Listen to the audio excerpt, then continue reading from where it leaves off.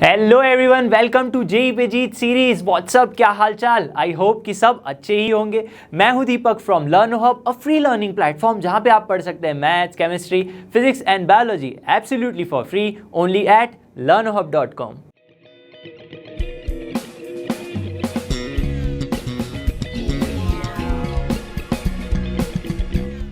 तो जेई पे जीत सीरीज में आज का हमारा चैप्टर होने वाला है डेफिनेट इंटीग्रेशन, जिसके फर्स्ट लेक्चर में मैंने ऑलरेडी आपको बताया हुआ है कि एक्चुअली में डेफिनेट इंटीग्रेशन से जो क्वेश्चंस बनते हैं, चाहे वो मेंस हो या एडवांस हो, वो कंपैरेटिवली इनडेफिनिट से ज़्यादा बनते हैं भाई। तो this chapter is going to be very very important for you. लेकिन ये चैप्टर कैसे समझेंगे? इनडेफिनिट इंटीग्रेशन भी तो आना चाहिए। तो अगर नहीं देखा है तो आप वो लेक्चर जाके देख सकते हो। तो चलिए देखते हैं आज के क्या टॉपिक्स होने वाले हैं। So let's get started.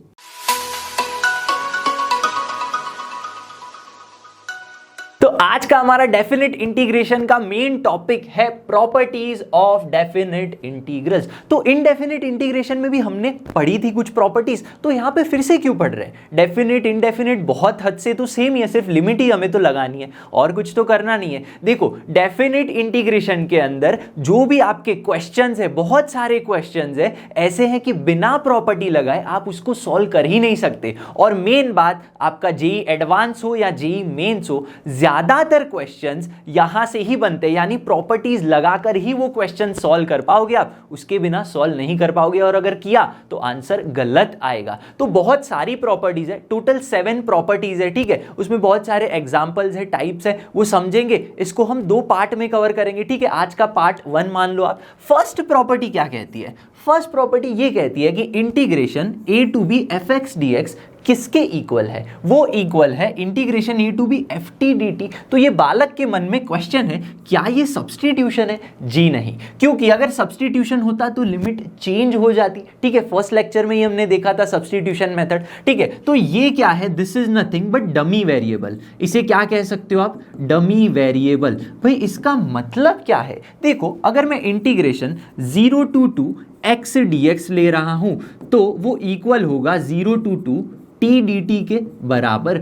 यानी कि हमने कुछ किया नहीं है, x की जगह पे t पुट किया है और dx की जगह पे dt, तो अल्टीमेटली इसका जो आंसर मिलेगा वो सेम ही मिलेगा। देखो चेक कर लेते हैं, इसका आंसर होगा x²/2, ठीक है। लिमिट लगा दो 0 two is equal to t²/2, ठीक है। लिमिट लगा दो 0 टू, ठीक है। अब अल्टीमेटली देखो, ये अगर इनडेफिनेट होता तो इसका आंसर वैसे भी डमी वेरिएबल तो सेम ही मिलेगा, लेकिन ये वैल्यू सेम निकाल के देगा, ये वैल्यू सेम निकाल के देगा। यानी कि 2 माइनस का क्या होगा? देखो 2 माइनस का अल्टीमेटली आपको 0 मिलेगा। यहां पे भी क्या मिलेगा? 2 माइनस का 0। तो देखो ये हेंस प्रूव्ड हो गया। तो 2 इक्वल्स टू 2। तो प्रॉपर्टी 1 कुछ ज्यादा इतनी काम की नहीं है। प्रॉपर्टी 1 बहुत ही सिंपल सी प्रॉपर्टी है। प्रॉपर्टी 2 देखते हैं, ठीक है। प्रॉपर्टी 2 भी हमें क्या कहती है? Integration f of x dx is equal to minus integral b to a f of x dx। तो क्या चेंज हुआ? देखो यहां पे इंटीग्रल a टू b था, f ऑफ x dx था, फिर हुआ क्या? लिमिट्स, जी हाँ, इंटरचेंज हो गई, a टू b के बदले b टू a हो गई। तो चेंज क्या होगा? साइन चेंज हो जाएगी।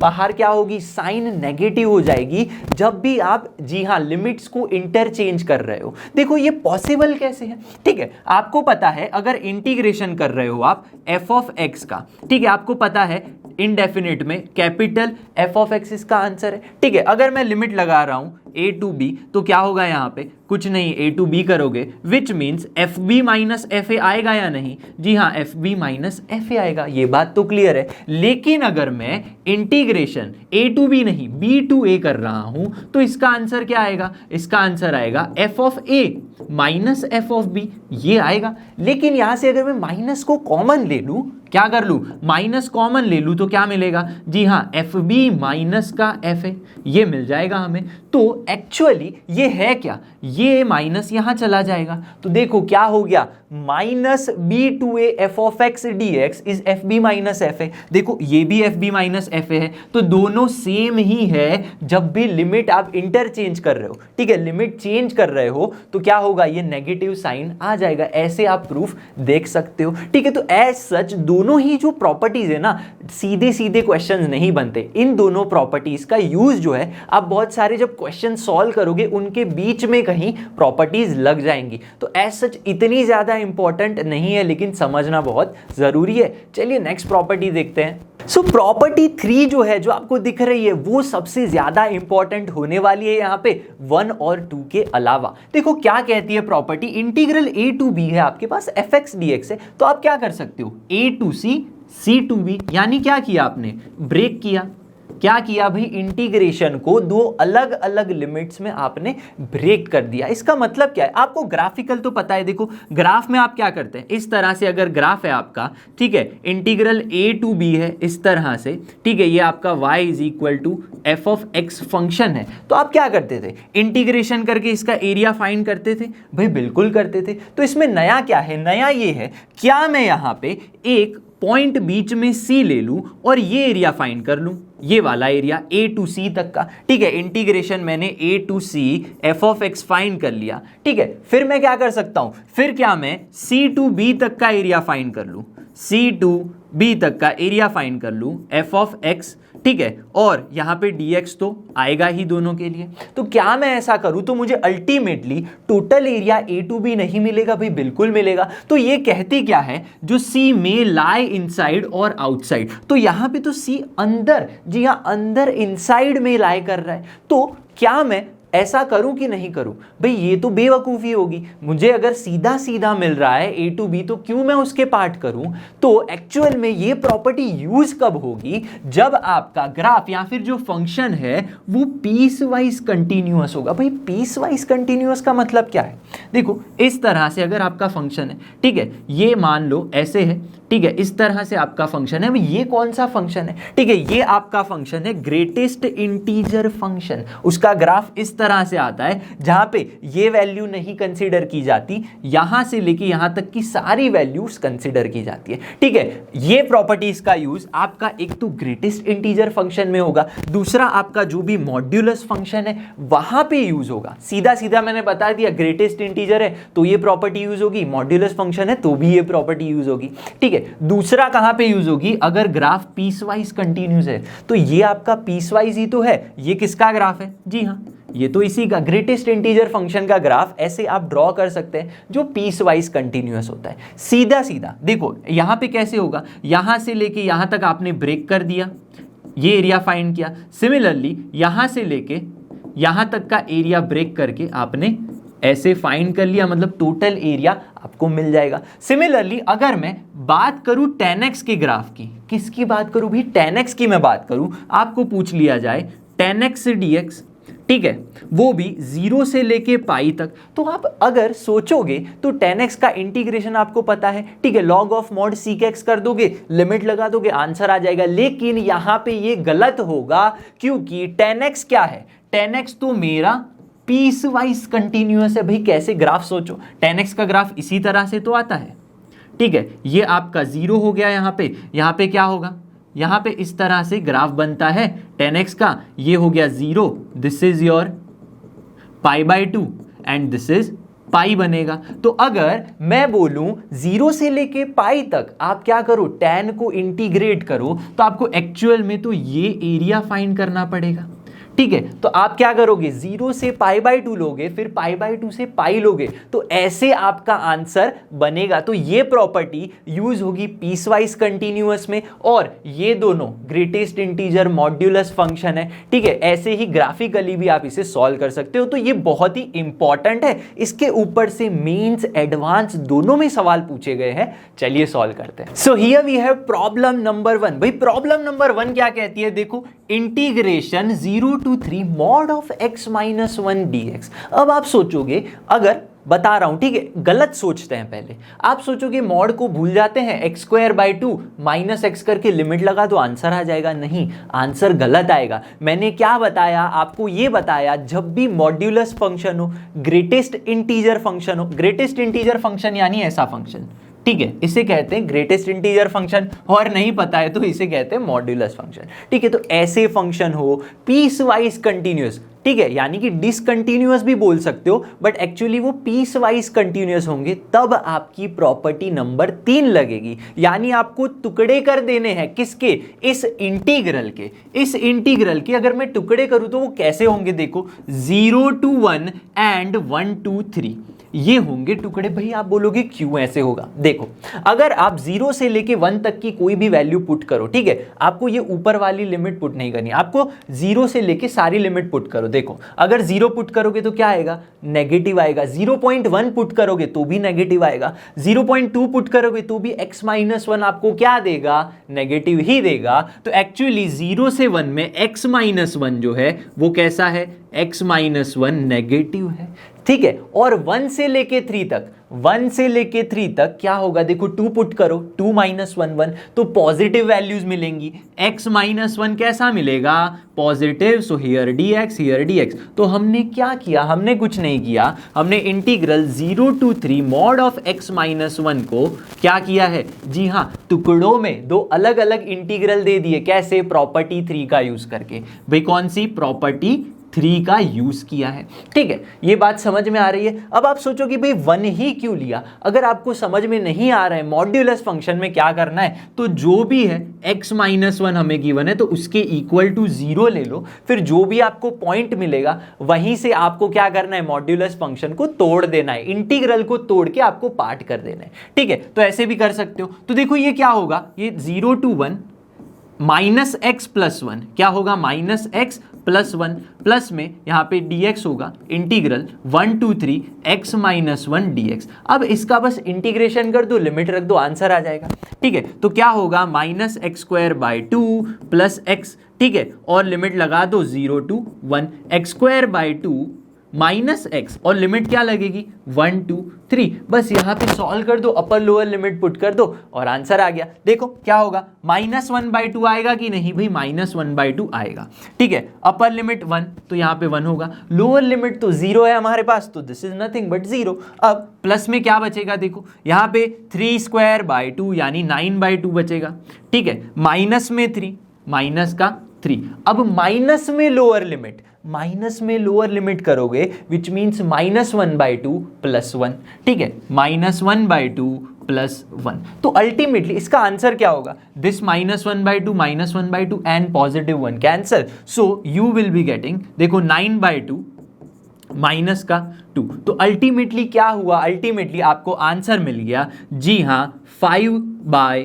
This is your final answer. तो अब सोचो अगर आपने मॉड दूर नहीं किया होता और वैल्यूज पुट कर दी होती तो आंसर क्या आता, आंसर गलत आता, ठीक है। तो क्या करना है, जब भी मॉड फंक्शन दिखे आप प्रॉपर्टी 3 लगा दो, ठीक है। एक और क्वेश्चन देखते हैं, यहां पे भी देखो मॉड्यूलस फंक्शन है cos x के लिए, cos x के लिए मॉड्यूलस फंक्शन है। तो यहां पे मैं क्या कर सकता हूं, सोचो, ठीक है। सबसे पहले हमें क्या करना है, मॉड्यूलस फंक्शन है तो एक तो cos की 2 वैल्यूज मिलेंगी। देखो 0 से पाई तक के लिए है, 0 से π/2 में cos कैसा फंक्शन है, 0 से π/2 में cos हमारा, जी हाँ, पॉजिटिव फंक्शन है। कैसा फंक्शन है, पॉजिटिव फंक्शन है, ठीक है। आपने अगर 8th 9th 10th में नहीं पढ़ा है चारों क्वाड्रेंट, ठीक है, 10th स्टैंडर्ड में पढ़ चुके हो, चारों ही क्वाड्रेंट में बताया था। फर्स्ट क्वाड्रेंट में sin cos tan सारे ही कैसे होते हैं, जी हाँ, पॉजिटिव होते हैं। फिर सेकेंड क्वाड्रेंट में, जी हाँ, सेकेंड क्वाड्रेंट में क्या सीखा है हमने, वो हमने 11th में सीखा कि सेकेंड में सिर्फ साइन पॉजिटिव होता है और cos कैसा होता है, नेगेटिव होता है।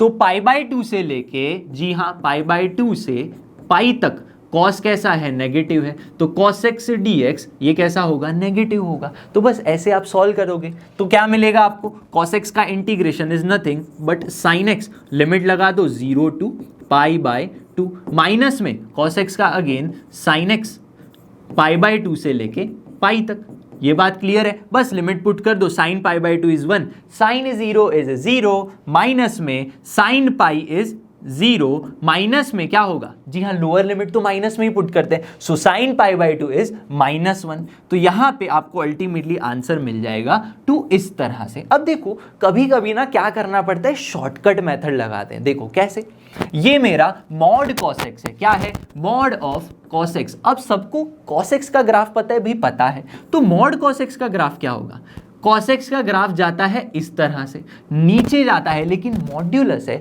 तो अल्टीमेटली वो कैसे बनेगा, ऐसे बनेगा, ठीक है। तो ये देखो क्या होगा, 0 पाई बाई 2 और ये बनेगा पाई यहाँ पे इस तरह से।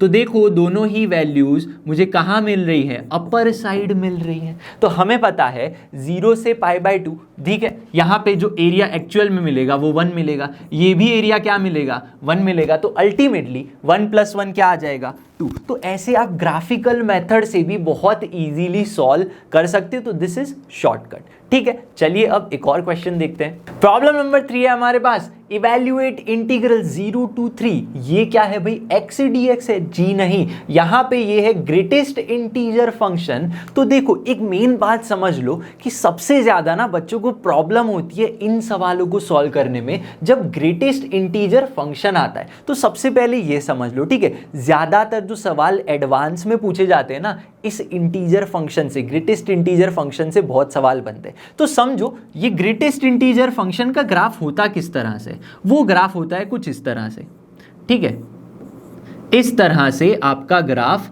बनता है। भाई ये है क्या, जब भी ग्रेटेस्ट इंटीजर फंक्शन आपका है y = यहां पे इस तरह से इसका ग्राफ है, ठीक है, x का ग्रेटेस्ट इंटीजर फंक्शन है, तो इस तरह से इसका ग्राफ बनता है, यानी क्या है, पीस वाइज कंटिन्यूअस। ये ग्राफ कैसा है, देखो पीस वाइज कंटिन्यूअस है कि नहीं भाई, बिल्कुल है। तो इस तरह के फंक्शन का इंटीग्रेशन करते कैसे, जब भी आपको इंटीजर वैल्यू मिल रही है, ये वैल्यू है 1, यहां पे ये वैल्यू है 2, ये भी क्या है 1 है, ये 2 है, ठीक है। जब भी आपको इंटीजर वैल्यू मिलेगी, इंटीजर, तब आपका जो ग्राफ है डिसकंटिन्यूअस बनेगा। क्लियर है मेरी बात, देखो यहां पे भी 2 वैल्यू के लिए यहां से यहां तक, ठीक है, फंक्शन कंटिन्यूअस है मेरा, लेकिन 2 पे ही वो क्या हो जाता है, डिसकंटिन्यूअस होता है। तो सीधा सीधा आपको क्या करना है, ग्रेटेस्ट इंटीजर फंक्शन यानी ऐसी कौन सी इंटीजर वैल्यू है वो आपको फाइंड कर लेनी है। वहां पे आपको क्या मिलेगा, ग्राफ डिसकंटिन्यूअस मिलेगा। और डिसकंटिन्यूअस जब मिल रहा है, ठीक है, डिसकंटिन्यूअस, तो आप क्या करते हो, प्रॉपर्टी 3 लगाते हो। तो जब भी आपको क्या करना है, जी हां, इंटीजर वैल्यू फाइंड कर लो, कौन सी इंटीजर वैल्यू है, और वहां से फंक्शन को तोड़ दो। तो यहां पे मेरे पास फंक्शन क्या है, 0 to 3 है, इंटीग्रल मेरा क्या है, 0 to 3 है। अब 0 to 3 में कौन से इंटीजर आ रहे हैं बीच में, एक तो 1 आ रहा है और 2 आ रहा है। तो मेरा ग्राफ टूटेगा कहां से, 1 और 2 पे टूटेगा। यानी कि मैं ऐसे लिख सकता हूं 0 to 1, 1 to 2, 2 to 3, ऐसे मैं लिख सकता हूं भाई, बिल्कुल लिख सकता हूं। तो ऐसे आप तोड़ सकते हो ग्राफ को। तो एक्चुअली ये ग्रेटेस्ट इंटीग्रल जो है, ठीक है, ग्रेटेस्ट इंटीजर जो है वो एक्चुअल में 0 से 1 में, अब समझना, अब मेन बात ये है, एक्चुअल में 0 से 1 में मान लो ये है 0.5, ठीक है, तो इसकी एक्चुअल वैल्यू क्या होगी, ये तो 0 होगी। ग्रेटेस्ट इंटीजर फंक्शन यही कहता है कि 0.5 का ऐसा कौन सा नजदीक में इंटीजर है, ठीक है, जिससे उसको इंटीजर वैल्यू मिलेगी, ठीक है, 0 मिलेगा। अब आप बोलोगे 1 आएगा, नहीं, 0 से 1 में 1 बड़ा है, ग्रेटेस्ट, ऐसा सोचोगे आप, नहीं। क्या होता है, ये जो वैल्यू है ना, यहां पे देखो ओपन वाला डॉट है, ये कंसीडर नहीं किया जाता। तो 0.5 इज 0 मिलेगा। सो 0 से 1 में 0.9 भी अगर है, ठीक है, तो उसकी ग्रेटेस्ट इंटीजर वैल्यू क्या मिलेगी, यानी ये फंक्शन के लिए आपको मिलना चाहिए 0। तो यहां पे क्या आएगा, 0 dx आएगा, प्लस में 1 से 2 में, 1 से 2 में यहां से यहां पे इसमें ग्रेटेस्ट इंटीजर फंक्शन कौन सा है, आप बोलोगे 2, नहीं, 2 तो क्या है, यहां पे ओपन है, तो एक्चुअल में इंटीजर क्या आएगा, 1 आएगा, तो उसकी वैल्यू आएगी 1 dx। सिमिलरली 2 से 3 में मिलेगा 2 dx। इस तरह से आप ग्रेटेस्ट इंटीजर फंक्शन को तोड़ सकते हो और उसकी ग्रेटेस्ट जो इंटीजर की वैल्यू है वो पुट कर सकते हो। तो ये तो आपका क्या हो जाएगा, 0 हो जाएगा। इसका इंटीग्रेशन क्या होगा, x, ठीक है, यहां पे 1 to 2, प्लस में इसका क्या होगा, जी हाँ 2x। सीधी सी बात है, और 2 2 3 हो जाएगा। तो अल्टीमेटली 2 - 1 इज 1, प्लस में 3 2 जा 6 - 4 होगा, यहाँ पे 6 - 4। तो ultimately you will be getting 3। Answer क्या आ गया? 3 आ गया। अब देखो लॉजिकली इसको समझना, ठीक है, थोड़ा सा डिफिकल्ट है, लेकिन थोड़ा सा आराम से अच्छे से समझोगे आप इसको तो आराम से आपको ये क्लियर हो जाएगा। अब यही ना, इसको थोड़ा ही ट्विस्ट करके, जी हाँ, जी एडवांस में क्वेश्चन पूछा गया है। चलिए देखते हैं, ठीक है। जी एडवांस नहीं, जी मेंस में 2011 का क्वेश्चन है। देखो क्या गिवन है, ग्रेटेस्ट इंटीजर फंक्शन। मैंने क्या बोला था कि एग्जाम में, मेंस में या एडवांस की बात करो, एडवांस में भी इसी टाइप के क्वेश्चंस आते हैं, ठीक है। तो ग्रेटेस्ट इंटीजर से क्वेश्चंस बनते हैं। तो देखो क्या है क्वेश्चन के अंदर, यहां पे देखो x के पास ग्रेटेस्ट इंटीजर नहीं है, यहां पे आपके पास है x² के पास ग्रेटेस्ट इंटीजर। तो भाई मैं इसको कैसे सॉल्व करूं? देखो आपको ये जो लिमिट्स है ना, ये 0 to 1.5, these are limits for x, not for x²। तो मैं क्या लिखूंगा, 0 से लेके 1.5 जो है, ठीक है, वो कहां पे है? x के लिए है, 0 से 1.5। लेकिन मेरा जो ग्रेटेस्ट इंटीजर फंक्शन है उसके लिए वो क्या है? वो तो x² है। तो x² के लिए लिमिट्स कौन सी बनेंगी? समझना बड़े ध्यान से, ये 0, दिस इज 2.25। तो एक्चुअल में हमें क्या करना है? ग्रेटेस्ट इंटीजर फंक्शन को हमें इंटीग्रेट करना है। लेकिन वो तो कैसा है? ये तो कैसा है भाई? ये तो डिसकंटिन्यूअस है।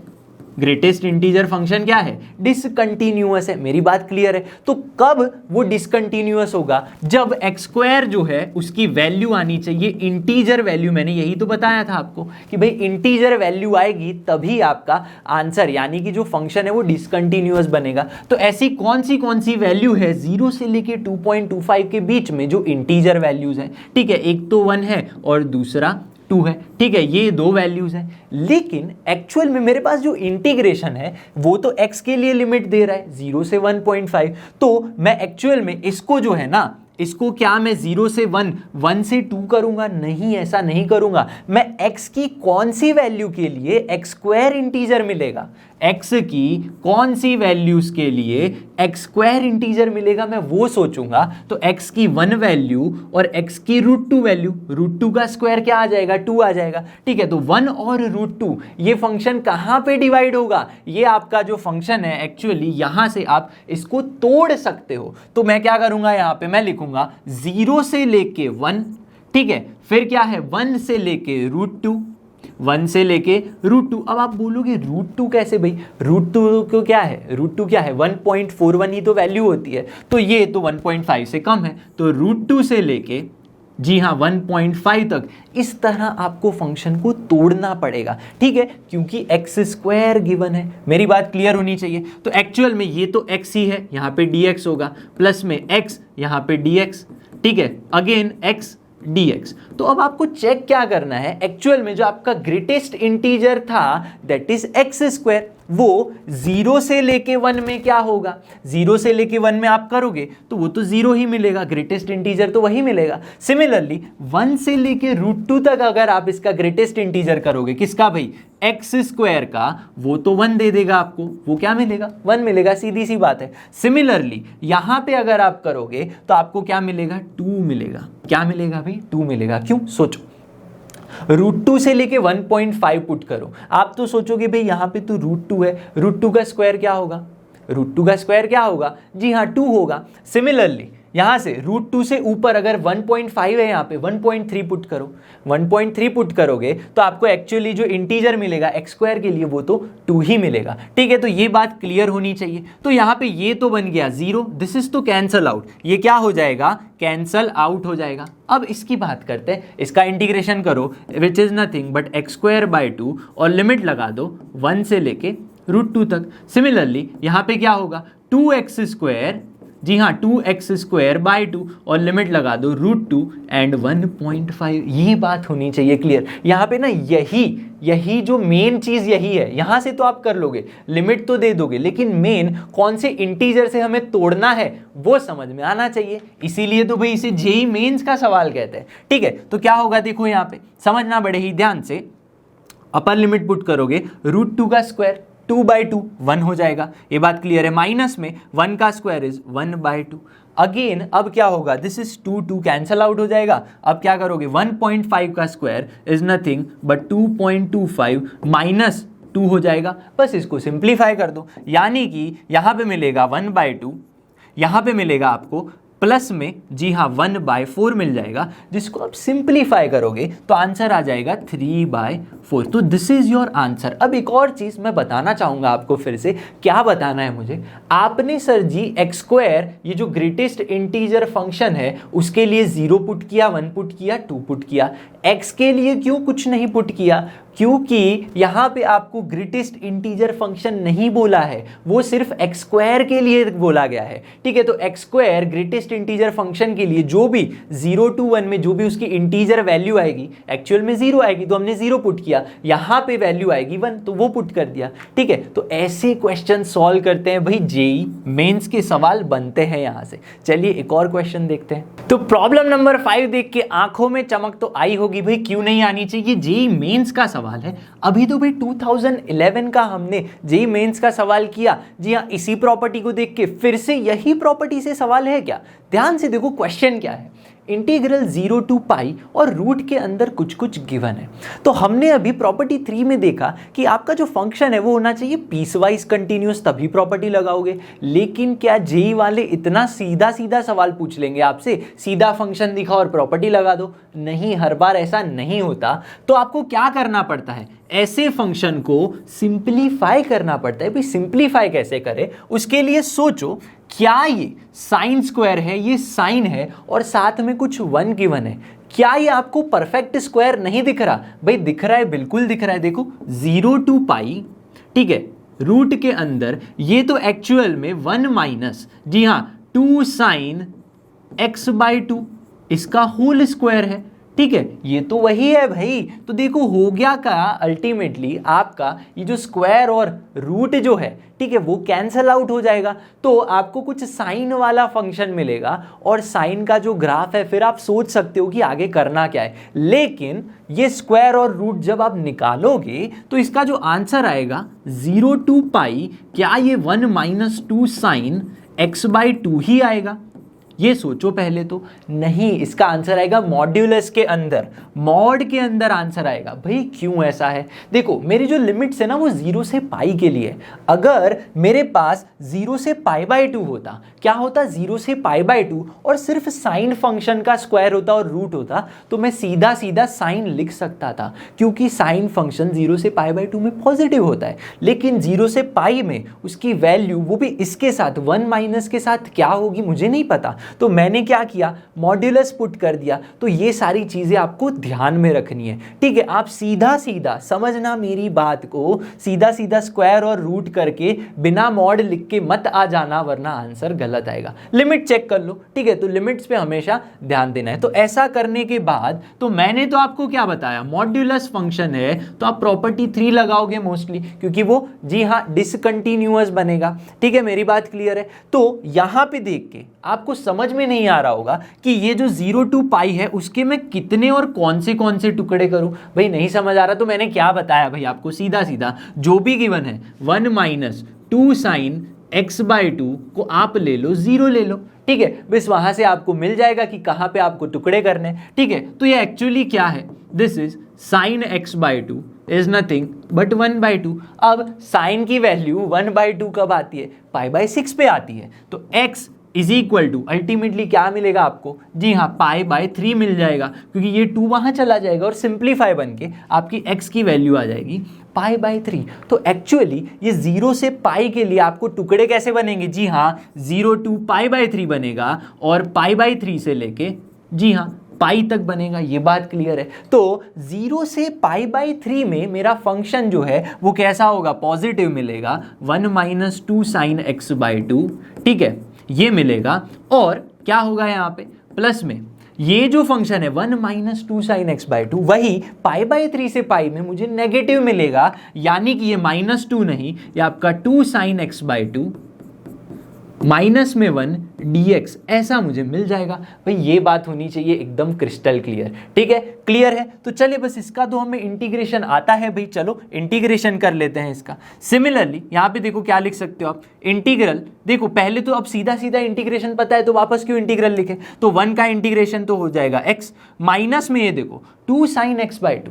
अब sin x का इंटीग्रेशन क्या होता है भाई, माइनस का cos x। तो आपको क्या मिलेगा अल्टीमेटली 4 cos x/2। भाई ये 4 कहाँ से आया, x/2 का भी तो करना पड़ेगा, ठीक है। तो यहाँ पे ये हो गया, लिमिट लगा दो, लिमिट क्या लगाओगे 0 से π/3 लगा दोगे लिमिट। प्लस में देखो क्या होगा आपके पास, यहाँ पे 2 sin x/2 है, अगेन इंटीग्रेशन कर दो, आपको क्या मिलेगा, सीधा सीधा मिल जाएगा माइनस का 4 cos x/2 और यहाँ पे क्या मिलेगा, जी हाँ माइनस का x और लिमिट लग जाएगी आपकी π/3 से, जी हाँ पाई तक की लिमिट लग जाएगी। बस अब अपर एंड लोअर लिमिट पुट कर देनी है, तो चलिए पुट करते हैं और सॉल्व करते हैं। तो अपर लिमिट पुट करो तो यहाँ पे मिलेगा π/3 मिल जाएगा, ठीक है। यहाँ पे π/3 पुट करो, ठीक है, 4 cos π/6 मिलेगा, बात होनी चाहिए क्लियर, ठीक है। प्लस में 4 cos π/6 मिल गया। सिमिलरली आपको क्या करनी है, अब लोअर लिमिट पुट करनी है, तो 0 cos 0 क्या होता है भाई, 1 होता है, ठीक है। लेकिन जो लिमिट लगती है वो माइनस में लगती है, तो यहाँ पे लोअर लिमिट के लिए मैंने माइनस पुट कर दिया, ठीक है। फिर क्या करेंगे, प्लस करेंगे, तो क्या मिलेगा, यहाँ पे पाई पुट करो तो π/2 क्या होगा भाई, अल्टीमेटली तो 0 होगा, तो अल्टीमेटली आपको यहाँ पे मिलेगा माइनस का पाई, ठीक है। मेरी बात होनी चाहिए क्लियर, ठीक है, माइनस पाई। अब क्या करोगे, लोअर लिमिट लगाओ, तो लोअर लिमिट जैसे ही पुट करने जाओगे पॉजिटिव हो जाएगा, विच मीन्स π/6, 4 cos π/6 मिल गया, ठीक है। यहाँ पे क्या मिल जाएगा, प्लस का π/3 मिल गया, बस इसको सॉल्व कर लो आंसर आ जाएगा, ठीक है। तो क्या होगा देखो, ये π/3 प्लस π/3 2π/3 माइनस का पाई करोगे तो क्या मिलेगा, जी है माइनस का π/3 मिल जाएगा, ये बात होनी चाहिए क्लियर, ठीक है। अब देखो क्या बचा, -4 पुट कर दो और लास्ट में आपके पास बचा 4 cos, यहाँ पे भी 4 cos बचा, ठीक है। अब cos π/6 क्या होता है भाई, √3/2 होता है, √3/2 और 4 करोगे तो 2√3 मिलेगा, 2√3 प्लस 2√3 4√3। तो देखो this is your final answer. तो भाई कौन सा ऑप्शन है चेक करो ध्यान से, मेरा 4√3 माइनस π/3, 4√3 माइनस π/3 -4, ऑप्शन बी जो है that is my final answer. तो देखो यहाँ पे कितना ट्रिकीनेस है, यहाँ पे पहले तो मॉड लगाना पड़ेगा, पहले तो सोचना पड़ेगा सिंप्लीफाई कैसे करना है, फिर मॉड लगाओ, फिर मॉड लगाने के बाद टुकड़े करो, प्रॉपर्टी लगाओ, प्रॉपर्टी लगाने के बाद आप बस लिमिट पुट करो, लेकिन लिमिट पुट करने के लिए भी आपको वैल्यूज पता होनी चाहिए, जो भी वैल्यूज है वो पता होनी चाहिए, ठीक है। तो ऐसे आप क्वेश्चन सॉल्व कर सकते हो। चलिए आगे बढ़ते हैं। प्रॉपर्टी नंबर 4 है सबसे ज्यादा इंपॉर्टेंट और मेरी फेवरेट प्रॉपर्टी है भाई ये। भाई क्यों फेवरेट है, सोच लो, एडवांस 2014, 2016, 2001 मेंस बोल लो, 2016 की बोल लो, ठीक है, इतने सारे अलग अलग साल, इवन 2019, मैं कितने भी साल बोल लूँ, साल कम पड़ेंगे, लेकिन यहाँ से बहुत सारे क्वेश्चंस बने, ठीक है। तो इस प्रॉपर्टी को आप बोल सकते हो ऑड इवन, ठीक है। ऑड इवन अगर करना है भाई, ऑड इवन क्या, डेफिनेट इंटीग्रेशन में आपका जो फंक्शन है वो अगर ऑड इवन टाइप का है तो ये प्रॉपर्टी लगेगी। इसको आप -a से ए वाली प्रॉपर्टी भी बोल सकते हो, ठीक है। तो जब भी आपको फंक्शन के अंदर -a से a यानी इंटीग्रेशन के अंदर जो लिमिट्स है वो -a से a में दिख रही है, तो आपको ये वाली प्रॉपर्टी यूज करनी है। अब ये प्रॉपर्टी कहती क्या है, ये प्रॉपर्टी मुझे कहती है कि -a टू a के बदले मैं लिख लूंगा, मुझे नेगेटिव नहीं पसंद, ठीक है, नेगेटिव बनना ही नहीं है, पॉजिटिव रहो हमेशा, तो मैं बना दूंगा उसे 0 to a। क्या करना है, 0 to a बनाना है, जिससे क्या होगा, f(x) प्लस f(-x) बनेगा, जिससे ना सॉल्यूशन इजी होता है। अब ये एक्चुअल में प्रॉपर्टी आई कैसे वो समझते हैं, फिर ये ऑड इवन भी बाद में समझ लेंगे, क्लियर है। तो देखो यहां पे मेरे पास है -a to a f(x) dx। अब प्रॉपर्टी थर्ड याद करो, क्या करते थे, टुकड़े करते थे भी, बिल्कुल करते थे। तो यहाँ पे टुकड़े कैसे होंगे, -a is negative, a is positive, सीधी सी बात है।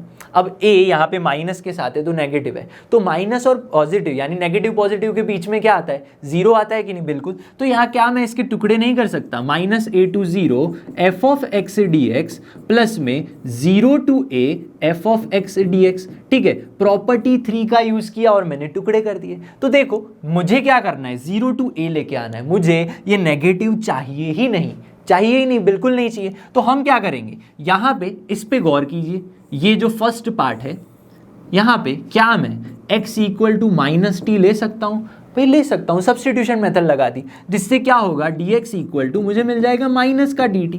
ये बात क्लियर है। तो जब भी आप सब्स्टिट्यूशन मेथड लगा रहे हो तो क्या करना है, स्टार करके, पहले ही लेक्चर में बताया था भाई लिमिट चेंज करो। क्या करोगे, लिमिट चेंज, लिमिट है आपकी -a to 0, so when x equals to minus a, तो t की वैल्यू क्या होगी, पुट करो, t की वैल्यू a बन जाएगी, t की वैल्यू a मिल गई, क्लियर सी बात है। अब एक क्या है आपके पास, x की वैल्यू 0 है, x की वैल्यू 0 है तो t क्या मिलेगा, t भी 0 मिलेगा, सो t इज इक्वल टू 0।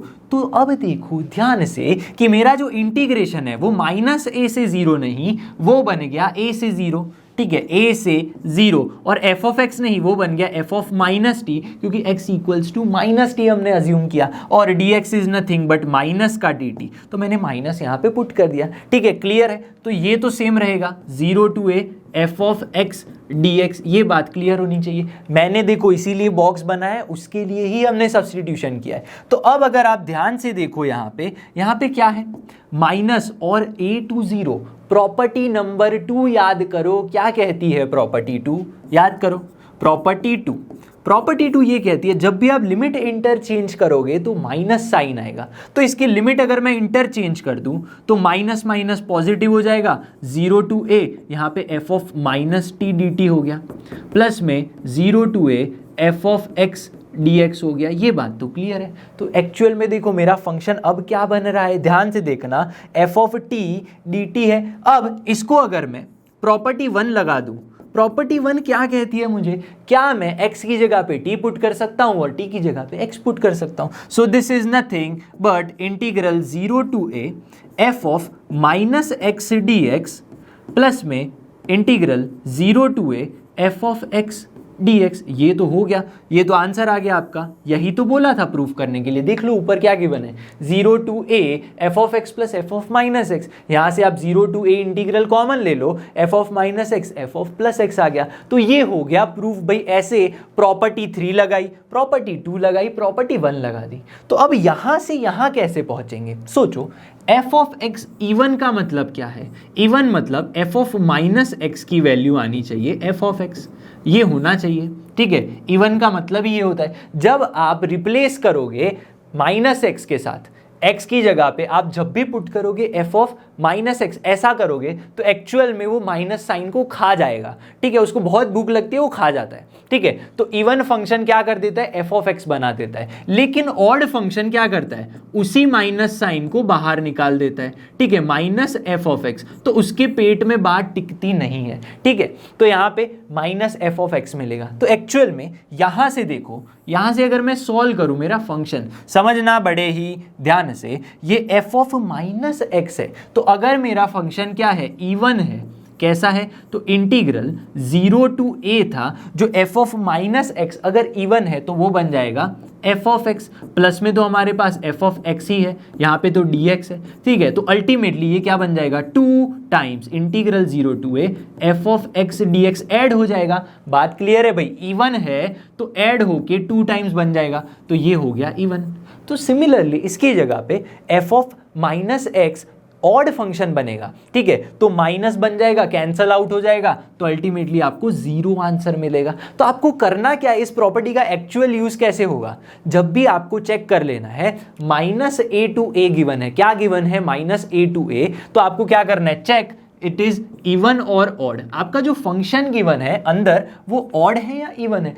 अगर वो ऑड है तो सीधा सीधा कुछ नहीं करना है, 0 पुट कर दो, इवन है तो उसको इस फॉर्म में कन्वर्ट कर दो। तो ऐसे ही कुछ क्वेश्चंस है यहाँ पे। ठीक है, मेंस में भी पूछे, वो भी क्वेश्चंस करेंगे। ठीक है, तो ऐसे ही क्वेश्चंस इस प्रॉपर्टी का यूज करके सॉल्व करते हैं हम। प्रॉब्लम नंबर 6 है यहाँ पे, the value of integral -1/2 to 1/2, कुछ इंटीग्रल फंक्शन गिवन है, इक्वल्स। भाई इन चारों में से इसका आंसर क्या होगा, तो आपको देख के चमकना चाहिए। भाई क्या चमकना चाहिए, दिमाग की बत्ती जलनी चाहिए। -1/2 से 1/2, ये तो कुछ नहीं है भाई, -a से ए वाली प्रॉपर्टी है। मैंने यही तो बोला था, जब भी -a से a दिखे प्रॉपर्टी नंबर 4 याद कर लो, इंपॉर्टेंट, मेरी फेवरेट प्रॉपर्टी। ठीक है, तो वो प्रॉपर्टी का यूज किए बिना आप इस क्वेश्चन को सॉल्व नहीं कर पाओगे। ठीक है, आप क्या सोचोगे अगर आपको प्रॉपर्टी याद नहीं है तो? आप तो यहाँ पे देखो इंटीग्रेशन बाय पार्ट्स लगाने बैठोगे, मल्टीप्लिकेशन करोगे। सो प्रॉपर्टी याद करना बहुत ज़रूरी है। ठीक है, यहीं से आगे एक और बहुत ही बढ़िया वाला क्वेश्चन आएगा। ठीक है, तो ये समझ लेना। ठीक है, यहाँ पे क्या गिवन है, जब भी ऐसा होता है तो आपको क्या चेक करना होता है, that your f of x is even और ऑड, ऐसा चेक कर लो। ठीक है, तो इवन ऑड कैसे चेक करेंगे? आपके पास f ऑफ x क्या गिवन है? f ऑफ x गिवन है cos x into log of 1 plus x upon में 1 माइनस एक्स। अब ये ऑड इवन चेक कैसे करते हैं? f of minus x put कर दो, विच मीन्स यहाँ पे क्या होगा, cos ऑफ माइनस एक्स। क्या होता है, cos तो इवन फंक्शन है तो वो तो यही दे देगा। लॉग ऑफ क्या होगा यहाँ पे 1 माइनस एक्स हो जाएगा, माइनस एक्स की जगह पे 1 प्लस एक्स हो जाएगा। बस हमने रिप्लेस कर दिया। तो एक्चुअल में f ऑफ माइनस एक्स क्या मुझे f ऑफ x वो भी नेगेटिव दे रहा है? देखो नहीं भाई, ऐसा तो है ही नहीं, तो ये तो फंक्शन ऑड नहीं है। लेकिन आप थोड़ा दिमाग लगाओगे, थोड़ा सोचोगे तो ये इस तरह का फॉर्म दे देगा। कैसे? देखो यहाँ पे क्या, मैं cos x लॉग ऑफ, इसको अगर मैं ऊपर नीचे कर दूं यानी कि 1 प्लस एक्स अपॉन में 1 माइनस एक्स कर दूं तो ये माइनस बनेगा कि नहीं? अब आप सोचोगे कैसे बना, लॉग की थोड़ी प्रॉपर्टी याद करवा देता हूं। क्या मैं लॉग ऑफ 1 बाय एक्स को ऊपर नीचे करूं, यानी कि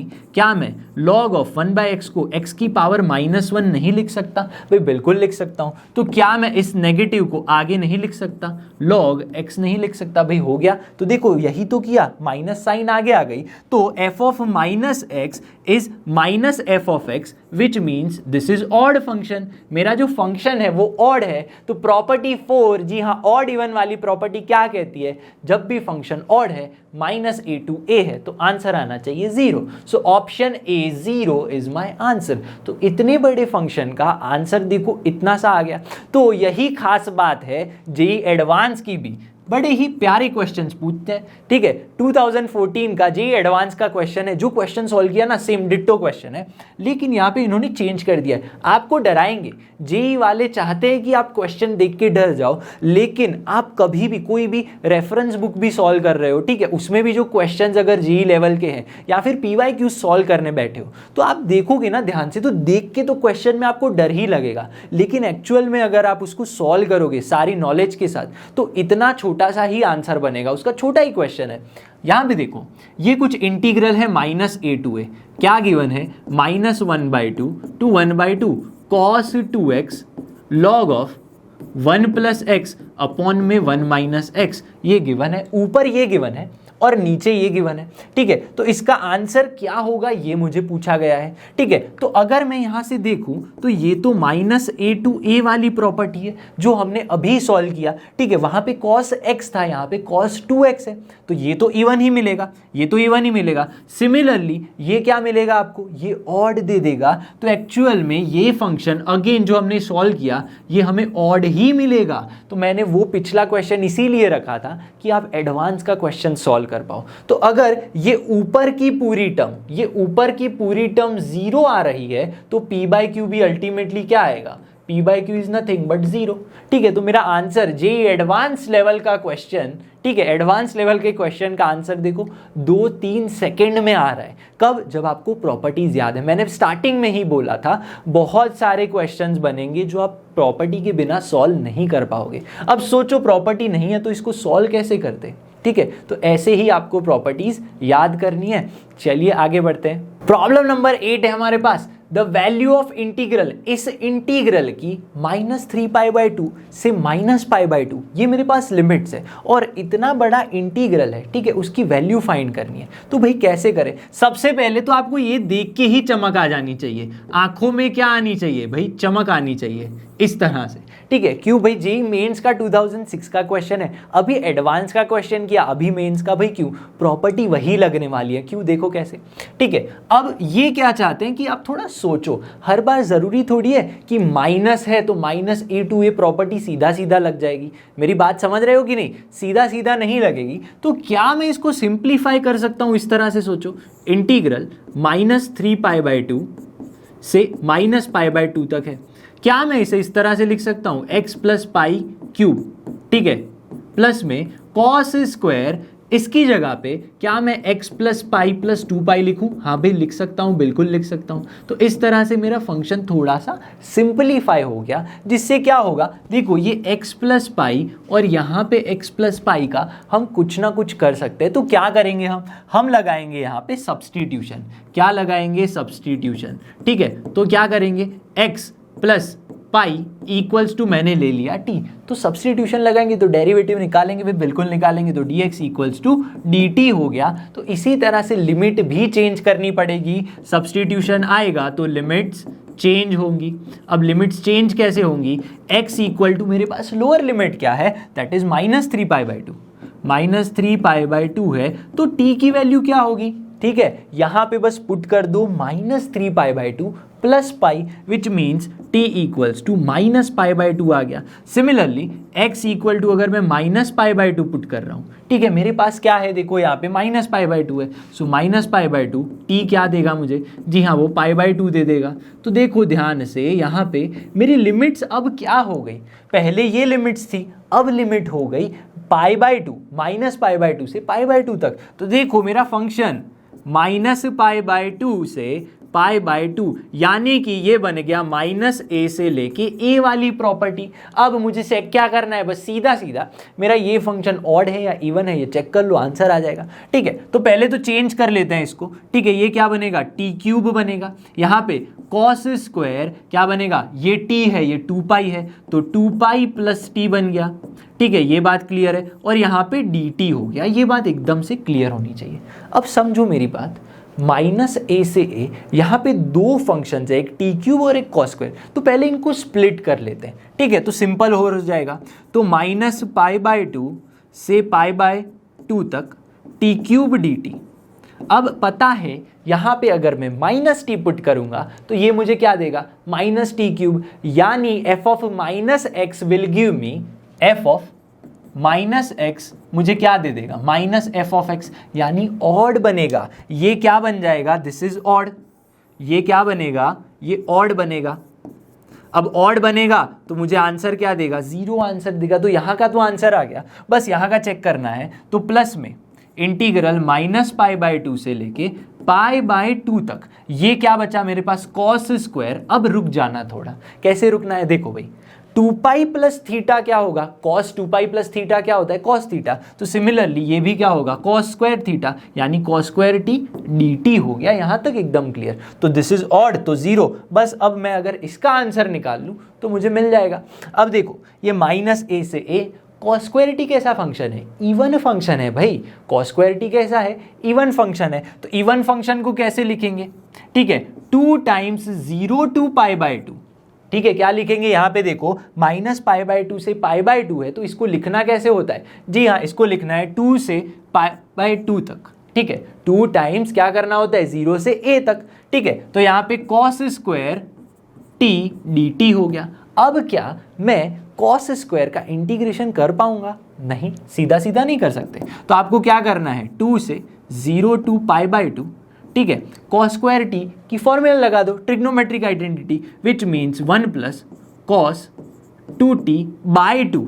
तो /2 तो बाहर आ गया, यहाँ पे dt हो गया। ठीक है, तो आप क्या करोगे, यहाँ पे इंटीग्रेशन कर दो, विच मीन्स t प्लस यहाँ पे cos का इंटीग्रेशन sin 2t/2, लिमिट लगा दो 0 to π/2। ठीक है, तो इसका आंसर क्या आएगा, π/2।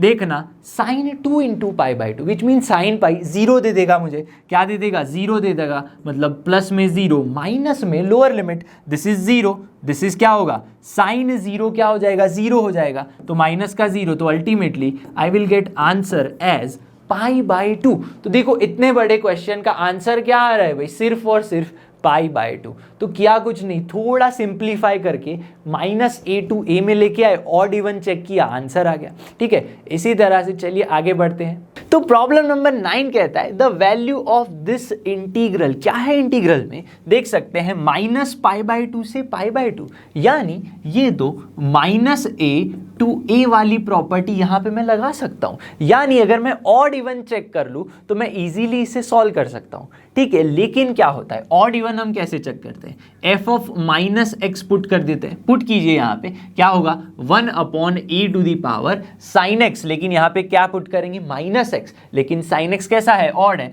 तो अल्टीमेटली आपको e⁻ sin x देगा और प्लस में 1 आ जाएगा। क्या ये फंक्शन मुझे f of -x is equal to f of x दे रहा है, नहीं दे रहा। क्या ये मुझे f of -x is equal to -f of x दे रहा है, नहीं, ऐसा भी नहीं पता चल रहा। मतलब हमें पता नहीं चल रहा ये ऑड है या इवन है। तो हम क्या कर रहे थे, आप सोचो कि सर हमने तो -a टू a वाले बहुत क्वेश्चन कर लिए, वापस रिपीटेटिव क्वेश्चन नहीं, ये वेराइटी ऑफ क्वेश्चन है। तो जब आपको सीधा सीधा ऑड इवन नहीं पता चल रहा है, आप क्या करेंगे, प्रॉपर्टी लगाएंगे। कौन सी प्रॉपर्टी, -a टू a वाली प्रॉपर्टी। एक्चुअल में क्या कहती है, ऑड इवन तक नहीं जा रहे हैं तो वो कहती है आप कर दो 0 से a ही करो, f of x plus f of -x put कर दो। इस तरह से आपको सॉल्व करना पड़ेगा जब आपके पास ऑड इवन की क्लैरिटी नहीं है। तो ये फंक्शन को कैसे लिखेंगे हम, इंटीग्रल 0 से लेके π/2 चला जाएगा ये, मतलब -a to a is nothing but 0 to a f of x, ये आपका f ऑफ x है, e⁻ sin x प्लस में 1, और f ऑफ x करने के बाद आपको पुट कर देना है f of -x, this is f of -x, यानी यहां पे आ जाएगा e⁻ sin x प्लस में 1 dx। ये बात होनी चाहिए एकदम क्रिस्टल क्लियर। ठीक है, अब समझिए क्या करेंगे हम यहाँ पे, इंटीग्रल 0 टू π/2, ये हो गया 1 में e⁻ sin x प्लस में 1, और इसे क्या मैं सिंप्लीफाई करके, ये जो नेगेटिव पावर है इसको मैं थोड़ा सिंप्लीफाई करके इस तरह से 1 प्लस e⁻ sin x, और e⁻ sin x इस तरह से नहीं लिख सकता भाई, बिल्कुल लिख सकता हूँ। तो ऐसे आप इसका इंटीग्रेशन कर सकते हो, लेकिन ध्यान से देखो ये क्या है, 1 प्लस e⁻ sin x, यहाँ भी सेम है। तो अल्टीमेटली ये 1 प्लस e⁻ sin x क्या होगा, ऐड हो जाएगा, और ये सब कैंसिल होके आपको अल्टीमेटली क्या मिलेगा, 0 टू π/2 1 dx। क्या मिल गया भाई, 1 मिल गया। अब 1 का इंटीग्रेशन को बच्चे को पता है, तो आपको यहाँ पे मिलेगा x, upper limit π/2, lower limit 0, तो आंसर क्या आ गया भाई, π/2 आ गया। तो इस तरह जब भी आपको ऑड इवन नहीं पता चल रहा है, आपको, जी हाँ, प्रॉपर्टी नंबर 4 यानी ऑड इवन वाली प्रॉपर्टी को इस तरह से यूज करना है। अगर ऑड आ जाता तो आंसर 0 आता, ठीक है, और इवन होता तो क्या करते हम, जी हाँ, 2 टाइम्स जो भी फंक्शन है और 0 टू a ले लेते हैं। चलिए अब आगे बढ़ते हैं, एक और क्वेश्चन देखते हैं। प्रॉब्लम नंबर 10 है यहाँ पे, जी हाँ, जी एडवांस का 2016 का क्वेश्चन है। आंखों में चमक तो आनी चाहिए क्वेश्चन को देख के। क्या गिवन है, इंटीग्रल -π/2 से π/2। क्लियरली आपको देख सकते हो यहाँ पे -a टू a दिख रहा है, ठीक है, इंटीग्रेशन में -a टू a दिख रहा है लिमिट के अंदर, मतलब ऑड इवन प्रॉपर्टी लगा सकते हैं। ऑड इवन प्रॉपर्टी क्या कहती है, f ऑफ -x अगर पुट करें, ठीक है, यहाँ पे पुट कीजिए, क्या होगा, x² cos x ही देगा, ठीक है, क्योंकि cos x एक इवन फंक्शन है। आप -x का स्क्वायर करोगे वो भी आपको x² दे देगा, लेकिन यहाँ पे मिलेगा e⁻ x प्लस 1। क्या मुझे ये ऑड लग रहा है या इवन लग रहा है, पता ही नहीं चल रहा, क्योंकि अगर यहाँ पे माइनस आ जाता और ये f ऑफ x होता तो ऑड होता, लेकिन ऐसा नहीं है, ठीक है। ये यहाँ पे पॉजिटिव हो जाता तो f of -x is equal to f of x बनता, लेकिन ऐसा भी नहीं है, इवन भी नहीं बन रहा है। तो क्या करेंगे भाई, प्रॉपर्टी 4 में हमने बोला है क्या कर सकते हैं, जैसे ही प्रीवियस क्वेश्चन में किया, -a टू a को आप लिख सकते हो 0 टू a क्या है यहाँ पे, π/2 है। फिर क्या करेंगे, f ऑफ x जो भी है वो पुट कर दो, x² cos x अपॉन में e⁻x प्लस 1। यहाँ तक सही है। अब क्या करेंगे, f ऑफ -x तो ये रहा x² cos x अपॉन में e⁻x प्लस 1 dx। इस तरह से आप लिख सकते हो। अब क्या करेंगे, इसको थोड़ा सिंप्लीफाई करने की कोशिश करेंगे। 0 to π/2 x square cos x same रहेगा, ठीक है। यहाँ पे भी e⁻x+1 ही रहेगा, लेकिन यहाँ पे कुछ चेंजेस करेंगे हम। क्या चेंजेस करेंगे, ये 1 + e⁻x है या नहीं, कुछ नहीं किया है, नेगेटिव पावर को नीचे लेके गए तो अल्टीमेटली वो ऊपर चला जाएगा, e⁻x x² cos x, ये मिल गया आपको इस तरह से, और यहाँ पे dx हो गया। अब क्लियरली मैं देख सकता हूँ ये डिनोमिनेटर दोनों के सेम है, तो ऊपर क्या हो जाएगा, एडिशन हो जाएगा, तो हमें मिलेगा इंटीग्रल 0 to π/2, नीचे क्या है e⁻x+1 है। बात क्लियर होनी चाहिए। दोनों में कॉमन देखिए क्या है, x² cos x x² cos x, तो मैंने x² cos x को कॉमन ले लिया, तो बचा क्या यहाँ पे 1 प्लस यहाँ पे क्या बच गया e⁻x बच गया, यहाँ पे dx हो गया। बात क्लियर है कि नहीं भी, बिल्कुल क्लियर होनी चाहिए। और ये क्या हो गया भाई, कैंसल आउट हो गया, दोनों सिमिलर टर्म्स है ना। देखिए तो बचा क्या हमारे पास, integral 0 to π/2 x² cos x dx, क्या बचा भाई, integral 0 to π/2 x² cos x dx। यानी यहाँ पे मुझे क्या करना पड़ेगा भाई, इंटीग्रेशन बाय पार्ट्स लगाना पड़ेगा। इंटीग्रेशन बाय पार्ट्स क्या कहता है भाई, आइलेट रूल लगाओ, ठीक है। जिसने अगर नहीं याद है जिसी को भी, इनडेफिनिट का चैप्टर जो था हमारा, इनडेफिनिट इंटीग्रेशन जो हमने चलाया हुआ है, जिसमें इंटीग्रेशन बाय पार्ट समझा है, वो जाकर आप देख लो।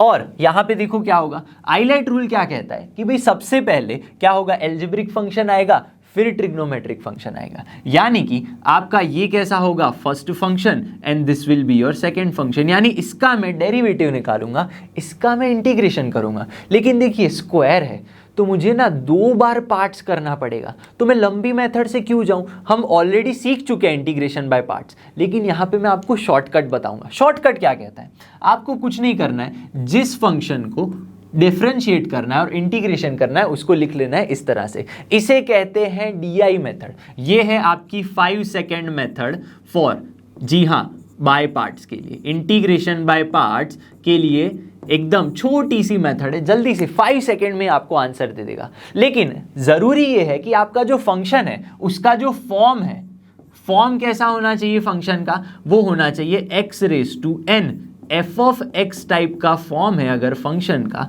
तो आप ये वाली मेथड यूज कर सकते हो, ठीक है। ये मेथड कैसे आप लगा सकते हो, शॉर्टकट वाली। देखो आपको क्या करना है, जिस फंक्शन को आपको डिफरेंशिएट करना है यहाँ पे वो लिख लो, और जिसको इंटीग्रेशन करना है उसको लिख लो, बस, फिर कुछ नहीं करना है। इसका डेरिवेटिव निकालते जाओ, d है तो डेरिवेटिव 2x, फिर 2 and 0, cos x का इंटीग्रेशन करते हुए जाना है, यानी आपको मिलेगा sin x का इंटीग्रेशन माइनस cos x का इंटीग्रेशन माइनस sin x। कहाँ तक जाना है, जब तक यहाँ पे 0 नहीं आ जाता, जब तक यहाँ पे डिफरेंशिएशन में 0 नहीं आ जाता। फिर क्या करोगे, यहाँ पे प्लस पुट करो, माइनस पुट करो, प्लस पुट करो, ठीक है। फिर इस तरह से बस मल्टीप्लाई कर दो, खत्म हो गया आंसर।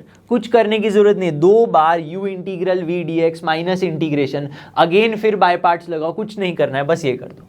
यानी कि इसका आंसर क्या आ जाएगा, देखिए x² into sine x, x² into sine x आ गया, फिर -2x into minus cos x, यानी कि ultimately plus 2x cos x मिल जाएगा, ठीक है। फिर 2 इंटू माइनस साइन एक्स, यानी -2 साइन एक्स, खत्म हो गया आंसर। और आपके पास लिमिट है 0 से लेके π/2, पुट कर दो, ठीक है। तो इसे कहते हैं शॉर्टकट मेथड, DI मेथड, ठीक है।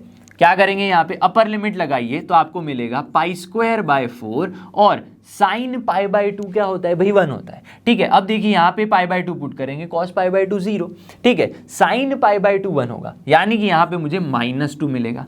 अब लोअर लिमिट लगाते हैं तो ये क्या होगा, साइन 0 0, यहाँ पे पुट करेंगे तो 0 मिलेगा, यहाँ पे भी साइन 0 0 हो जाएगा। तो अल्टीमेटली जो मेरा इंटीग्रेशन का आंसर है वो क्या आ गया, π²/4 -2। So option A is my final answer. तो देखिए इस तरह से आपको क्वेश्चन सॉल्व करना पड़ेगा। प्रॉपर्टी लगाई, प्रॉपर्टी लगाने के बाद कुछ इस तरह से बना, फिर हम लंबी मेथड से क्यों जाए भाई, जेईई मेंस एडवांस दे रहे हैं तो शॉर्टकट मेथड ऐसी याद होनी चाहिए, compulsory function x raise to n into f of x के फॉर्म में ही होना चाहिए। ठीक है, तो पार्ट्स की इंटीग्रेशन बाय पार्ट्स की एक छोटी सी शॉर्टकट मेथड है जिसे डीआई मेथड भी कहते हैं। So here we have property number 5। ठीक है, जो अब तक हमने 4 प्रॉपर्टीज पढ़ी है उसमें सबसे ज्यादा यानी 4 के बाद जो 5th प्रॉपर्टी हमारी ये सबसे ज्यादा यानी कि hashtag king property, important property आप इसे मान लो। ठीक है, आपके पास कोई एग्जांपल है और आपको पता नहीं चल रहा है कि मैं कौन सी प्रॉपर्टी लगाऊं तो डेफिनेटली आप इस प्रॉपर्टी का यूज करके काफी क्वेश्चंस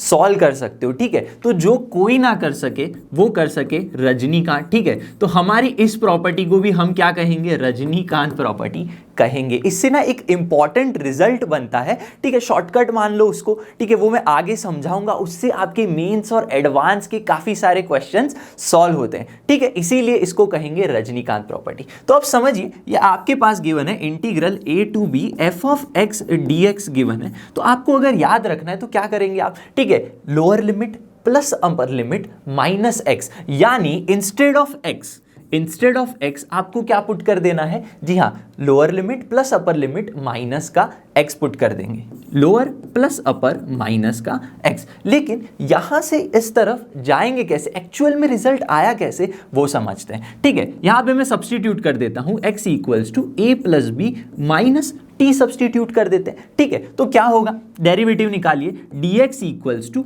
माइनस का dt हो गया। अब जब भी हम सब्स्टिट्यूशन मेथड लगा रहे हैं तो क्या करना पड़ेगा, लिमिट भी तो चेंज करनी पड़ेगी। तो लेट्स चेंज द लिमिट्स। तो लिमिट्स चेंज करने पे हमें क्या मिलेगा, समझना, हमारे पास थी लिमिट लोअर a यानी x इक्वल्स टू a है, x इक्वल्स टू a है तो t की वैल्यू क्या होगी भाई, सीधी सी बात है, ये a और a कैंसिल आउट हो जाएगा और minus t plus b equals to 0 which means t की वैल्यू आ गई b। इसी तरह से अगर x की वैल्यू क्या है हमारे पास b है तो t की वैल्यू क्या आ जाएगी, a आ जाएगी भाई, एकदम क्लियर है। तो अब जो हमारी limits a to b fx dx है वो हो जाएंगी, चेंज हो जाएंगी भाई, किस में चेंज हो जाएंगी, वो लिमिट्स हो जाएंगी b to a। And now f of x is nothing but f of a plus b minus का t, ये बन गया। और हमारा जो dx है वो क्या बनेगा, देखिए माइनस का dt बन जाएगा, माइनस ऑफ dt। तो अब आप बोलेंगे ये तो कुछ ऐसा सिमिलर आ नहीं रहा है। देखो अगर ये माइनस को मैं यहां लेकर आऊं तो ये लिमिट्स को क्या कर देगा, चेंज कर देगा ना भाई। कौन सी प्रॉपर्टी, सेकेंड प्रॉपर्टी हमने समझी थी, जब हम लिमिट्स चेंज करते हैं तो नेगेटिव साइन आती है, तो नेगेटिव साइन देंगे तो लिमिट्स चेंज हो जाएंगी, which means limit a to b या फिर integral a to b f of a plus B minus का t नहीं पुट करूंगा मैं, माइनस का x और dx पुट कर दूंगा, y प्रॉपर्टी 1। ठीक है, कौन सी प्रॉपर्टी थी भाई, प्रॉपर्टी ये थी कि जी हाँ डमी वेरिएबल आप यूज कर सकते हो, t की जगह मैं x पुट करूं या फिर dt की जगह मैं dx पुट करूं, एक ही बात है। तो इस तरह से ये प्रॉपर्टी आई है। अब इसके ऊपर से एग्जांपल समझते कि एक्चुअल में इसका यूज कैसे करते हैं। ठीक है, तो फर्स्ट एग्जांपल है हमारे पास यहाँ पे integral 0 to pi by log of 10x dx। ठीक है, अब यहां पे ना एक स्पेशल केस भी मैंने बताना रह गया। स्पेशल केस क्या है, यहां पे देखो एग्जाम्पल एक्चुअली स्पेशल केस से ही बनता है। ठीक है, स्पेशल केस है हमारे पास, देखिए 0 टू a fx dx, यानी ये एक्चुअली क्या है, ये a की वैल्यू क्या हो गई भाई, 0 हो गई। आपको करना क्या है, लोअर प्लस अपर माइनस x, तो लोअर प्लस अपर यानी 0 plus a minus x, 0 plus a minus x। तो मैंने क्या बताया, किसी भी जगह आप ये प्रॉपर्टी लगा सकते हो, चाहे वो 0 टू a हो 0 टू b हो। तो आपने क्या किया, सिर्फ लोअर प्लस अपर करके माइनस का x कर दिया, तो इस तरह से ये स्पेशल केस बनता है। ठीक है, इसी के ऊपर हमारे पास एग्जांपल जो मैंने अभी बताया 0 to pi by 2 log of 10x है। ठीक है, अब अगर मान लो आपके पास लिमिट्स नहीं है तो आप इसको कैसे सॉल्व करते। ठीक है, आप इनडेफिनिट इंटीग्रेशन के बारे में सोचते, लॉग ऑफ 10x है तो आप 10x को t पुट करते, सब्स्टिट्यूशन मेथड लगाते। ठीक है, इस तरह से जाते, या फिर आपके पास प्रॉपर्टी इंटीग्रल्स गिवन है। ठीक है, आपके पास इंटीग्रल्स गिवन है तो भी आप क्या कर लेते। ठीक है, अगर प्रॉपर्टी ही नहीं पता है तो आप इसको सॉल्व ही नहीं कर पाओगे, आप इंटीग्रेशन बाय पार्ट्स में सोचोगे। लेकिन आपको लगानी है प्रॉपर्टी। कौन सी प्रॉपर्टी, जी हाँ, प्रॉपर्टी नंबर 5 रजनीकांत प्रॉपर्टी। कौन सी प्रॉपर्टी लगाएंगे यहाँ पे, रजनीकांत प्रॉपर्टी लगाएंगे। ठीक है, क्या करेंगे, देखो ये आपका i है, मान लो integral 0 to pi by 2 log of 10x dx, ये आपके पास गिवन है। ठीक है, आपको क्या करना है, लोअर प्लस अपर माइनस एक्स कर दो। ठीक है, तो हमें क्या मिलेगा, इंटीग्रल 0 to π/2।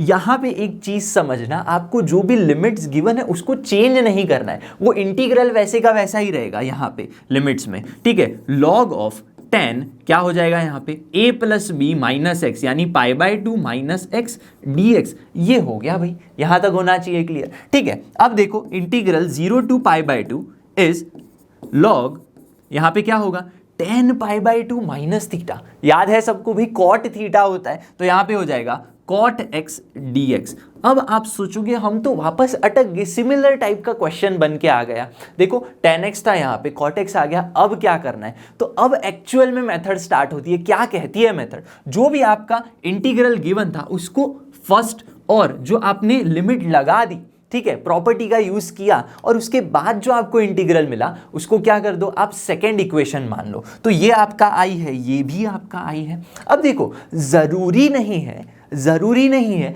जो गिवन इंटीग्रल है उसको हमेशा आप फर्स्ट ही मान लो, या फिर सीधा सीधा जो गिवन है उसको फर्स्ट मान लो, ऐसा जरूरी नहीं है। आप उसको सिंप्लीफाई करके अकॉर्डिंग टू द क्वेश्चन उसे फर्स्ट इक्वेशन मान सकते हो। एग्जाम में ऐसा नहीं जो गिवन है उसको फर्स्ट मान लिया, नहीं, सिंप्लीफाई भी करना होता है कभी कभी। तो फिर क्या करेंगे, 1 और 2 मिलने के बाद आपको दोनों को ऐड कर देना है। क्या करना है, 1 + 2 कर दो। 1 + 2 करने पर देखो क्या होगा, i + i will become 2i।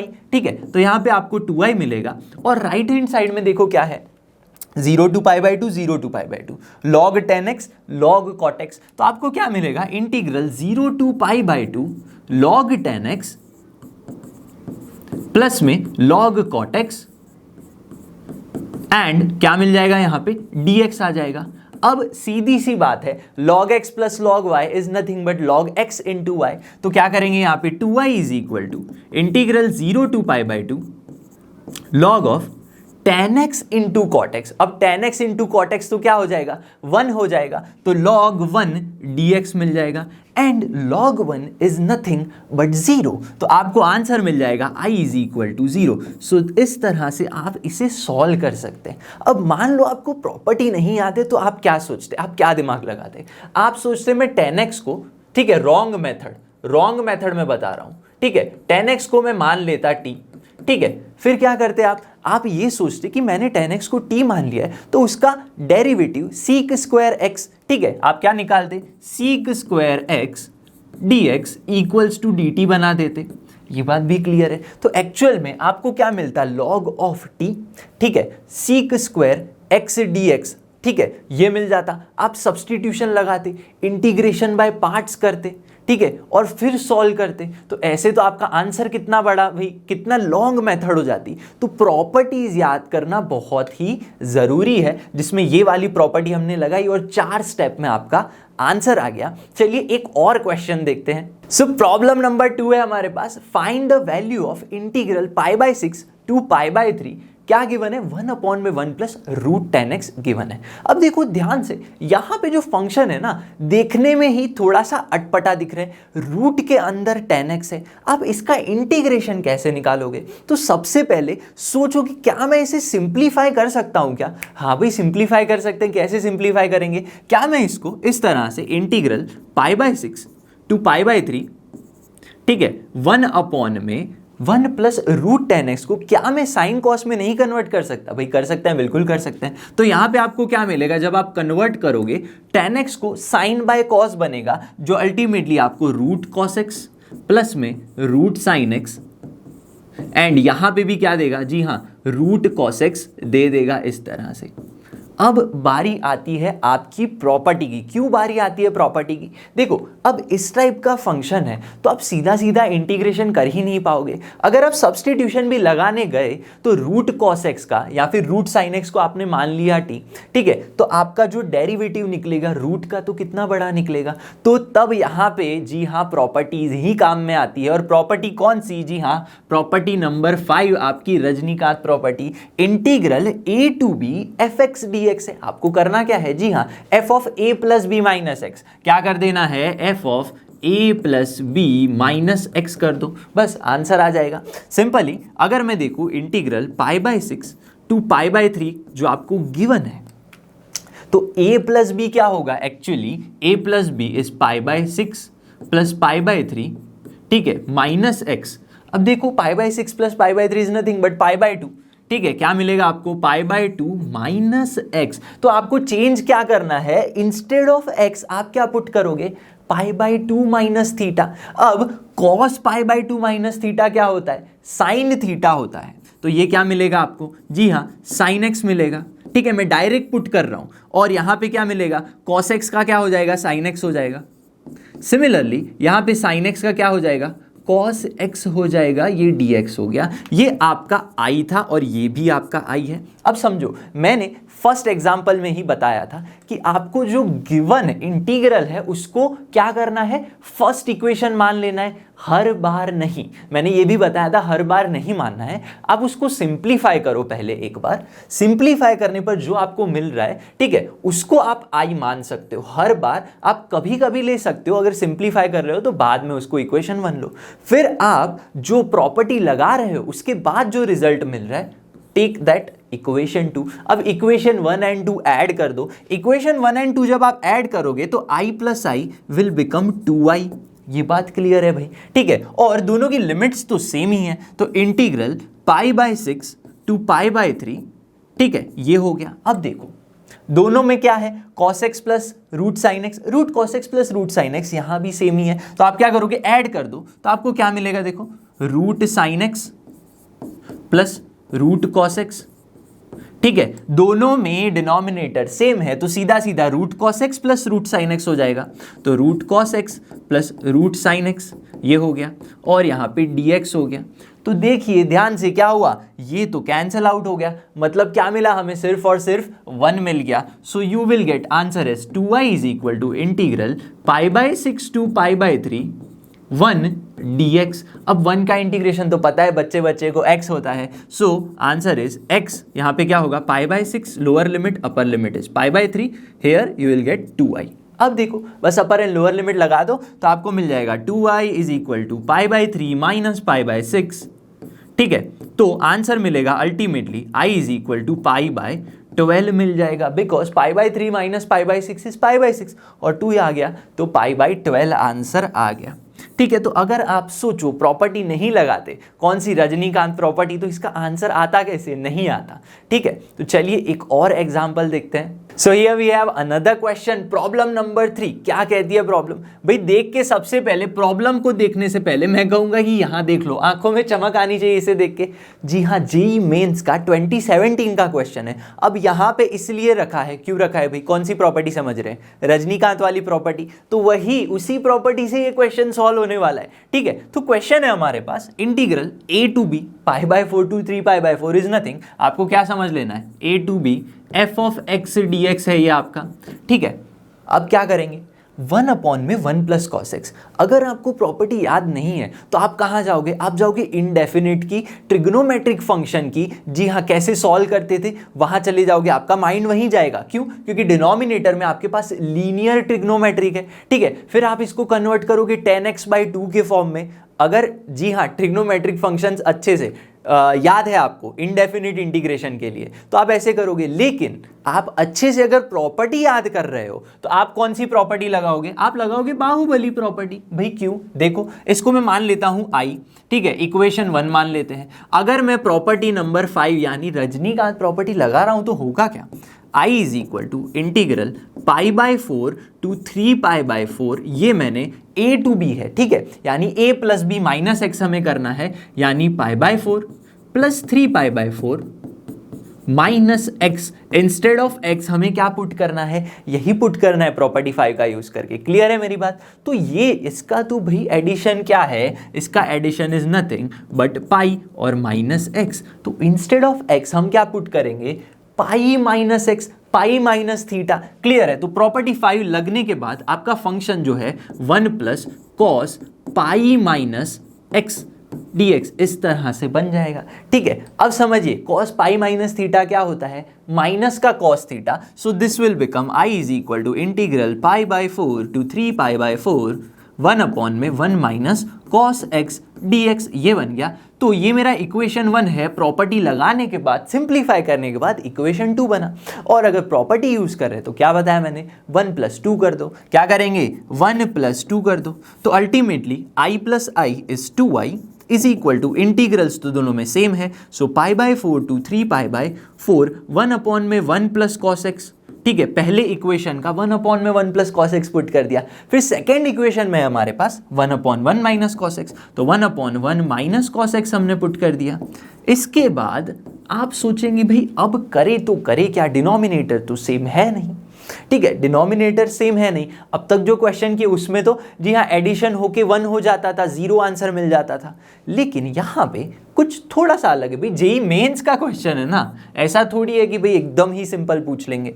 ठीक है, तो देखो क्या आप क्रॉस मल्टीप्लाई कर सकते हो यहाँ पे, जी हाँ बिल्कुल कर सकते हैं cross multiplication. So 1 - cos x and 1 + cos x, तो क्या होगा, cos कैंसल आउट हो जाएगा। So you will be getting 2i is equal to integral π/4 to 3π/4, ऊपर आपको मिलेगा सिर्फ और सिर्फ 2 मिलेगा। ठीक है, cos कैंसिल हो गया, पॉजिटिव नेगेटिव, नीचे a + b a - b is nothing but 1 - cos² x dx हो गया। अब देखो, अब थोड़ा थोड़ा समझ में आ रहा है कि इंटीग्रेशन अब पॉसिबल है। ठीक है, सो 2i इज इक्वल टू क्या होगा, इंटीग्रल π/4 to 3π/4, ये जो 2 कांस्टेंट है वो मैंने बाहर लिख लिया। अब भी आप सोच रहे होंगे कि अब इसका इंटीग्रेशन कैसे करें। देखो 1/1 - cos², अब 1 - cos² तो क्या है, sin² है, 1/sin² is nothing but cosec²। तो आप कर सकते हो यहाँ पे cosec² x dx। भाई हो गया, अब तो आंसर ही आ गया। क्यों, cosec² का तो हमें सीधा सीधा इंटीग्रेशन ही पता है। तो क्या करेंगे हम, 2 इंटीग्रेशन कर दो इसका, जी हाँ जो होता है माइनस का cot x और यहाँ पे π/4 एंड जी हाँ 3π/4, अपर लिमिट लग गई। अब समझो यहाँ पे आपके पास 2i था, ठीक है, तो 2 and 2 तो कैंसिल हो गया। अब बचा क्या, बस अपर लिमिट लगा दो, लोअर लिमिट लगा ददो। This is nothing but minus का cot 3π/4 की वैल्यू क्या होगी भाई, -1। ठीक है, -1 माइनस में लोअर लिमिट cot π/4 इज 1, तो अल्टीमेटली आपको आंसर मिल जाएगा +2। ठीक है, तो i इज इक्वल टू 2।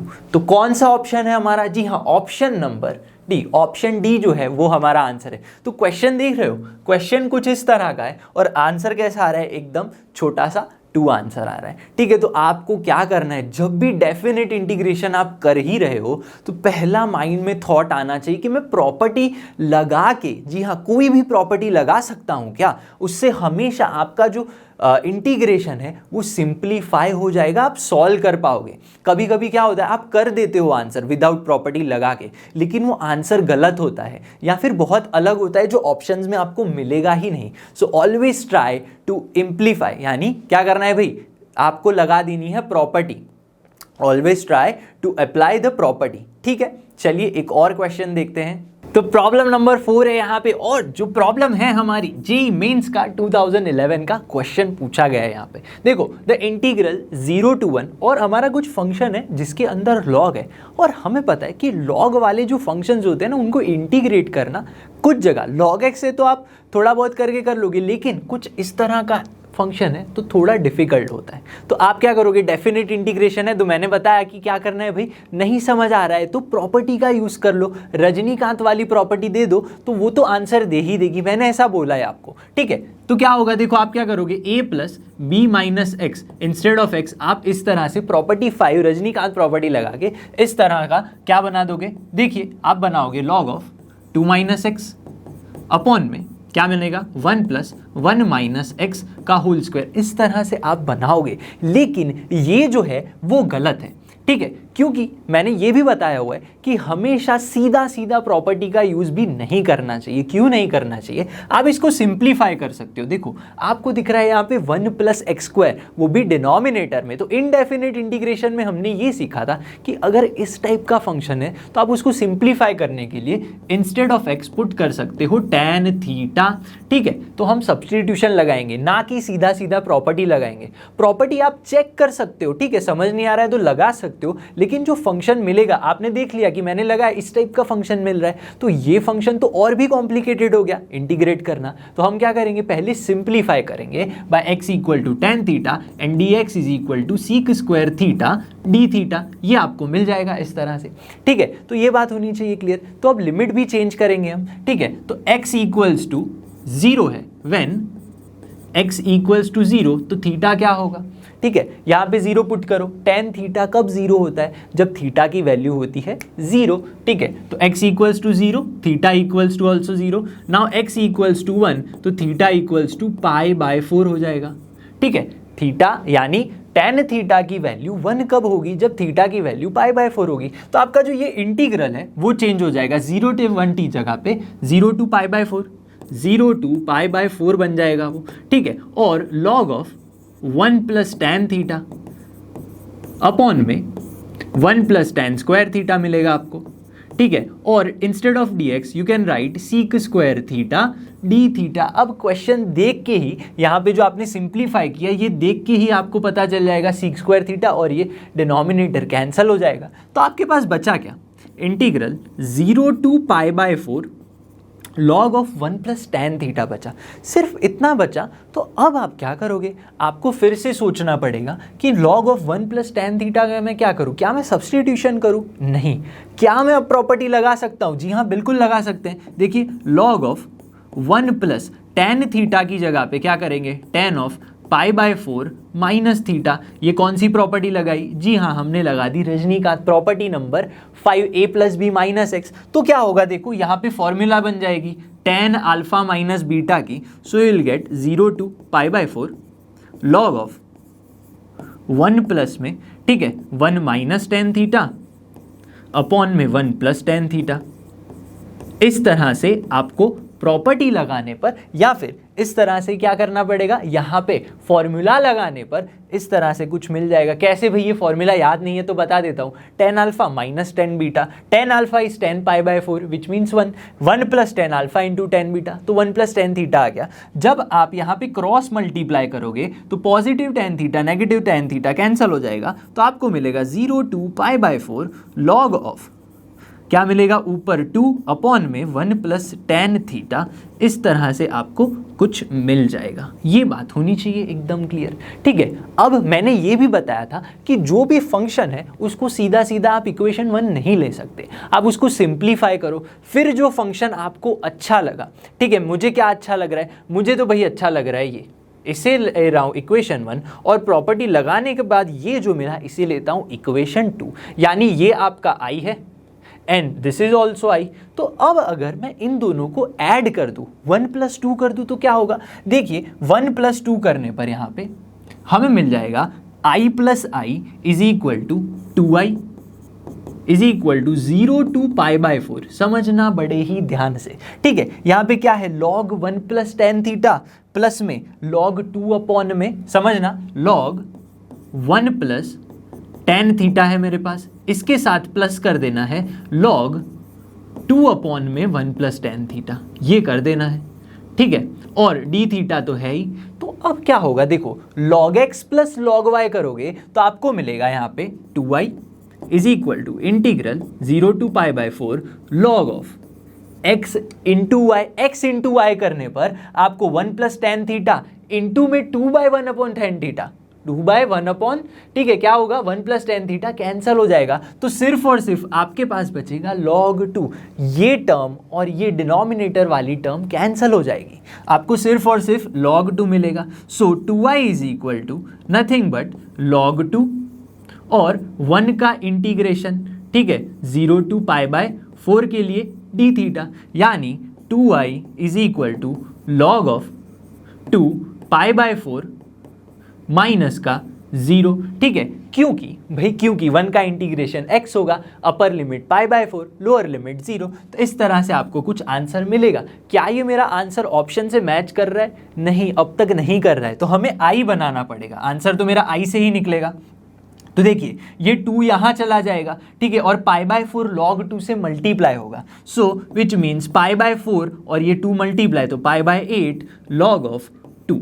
ठीक है, इस तरह से आपको आंसर मिल जाएगा। तो कौन सा आंसर है भाई? ठीक है, π/8 log 2, ऑप्शन ए ही मेरा आंसर है। तो इस तरह से विदाउट डायरेक्ट प्रॉपर्टी लगाए भैया आपको क्या करना है, पहले उसको सिंप्लीफाई करना है, फिर क्या करना है, फिर प्रॉपर्टी लगाओ और आंसर लेकर आ सकते हो आप इस तरह से। चलिए अब जो ये प्रॉपर्टी सीख रहे थे हम, प्रॉपर्टी 5 रजनीकांत प्रॉपर्टी, उसका एक, जी हाँ, यूनिक बोल लो या फिर एक शॉर्टकट बोल लो या एक फॉर्मूला बोल लो जिससे मेंस एडवांस के क्वेश्चन सॉल्व होंगे, वो देखते हैं।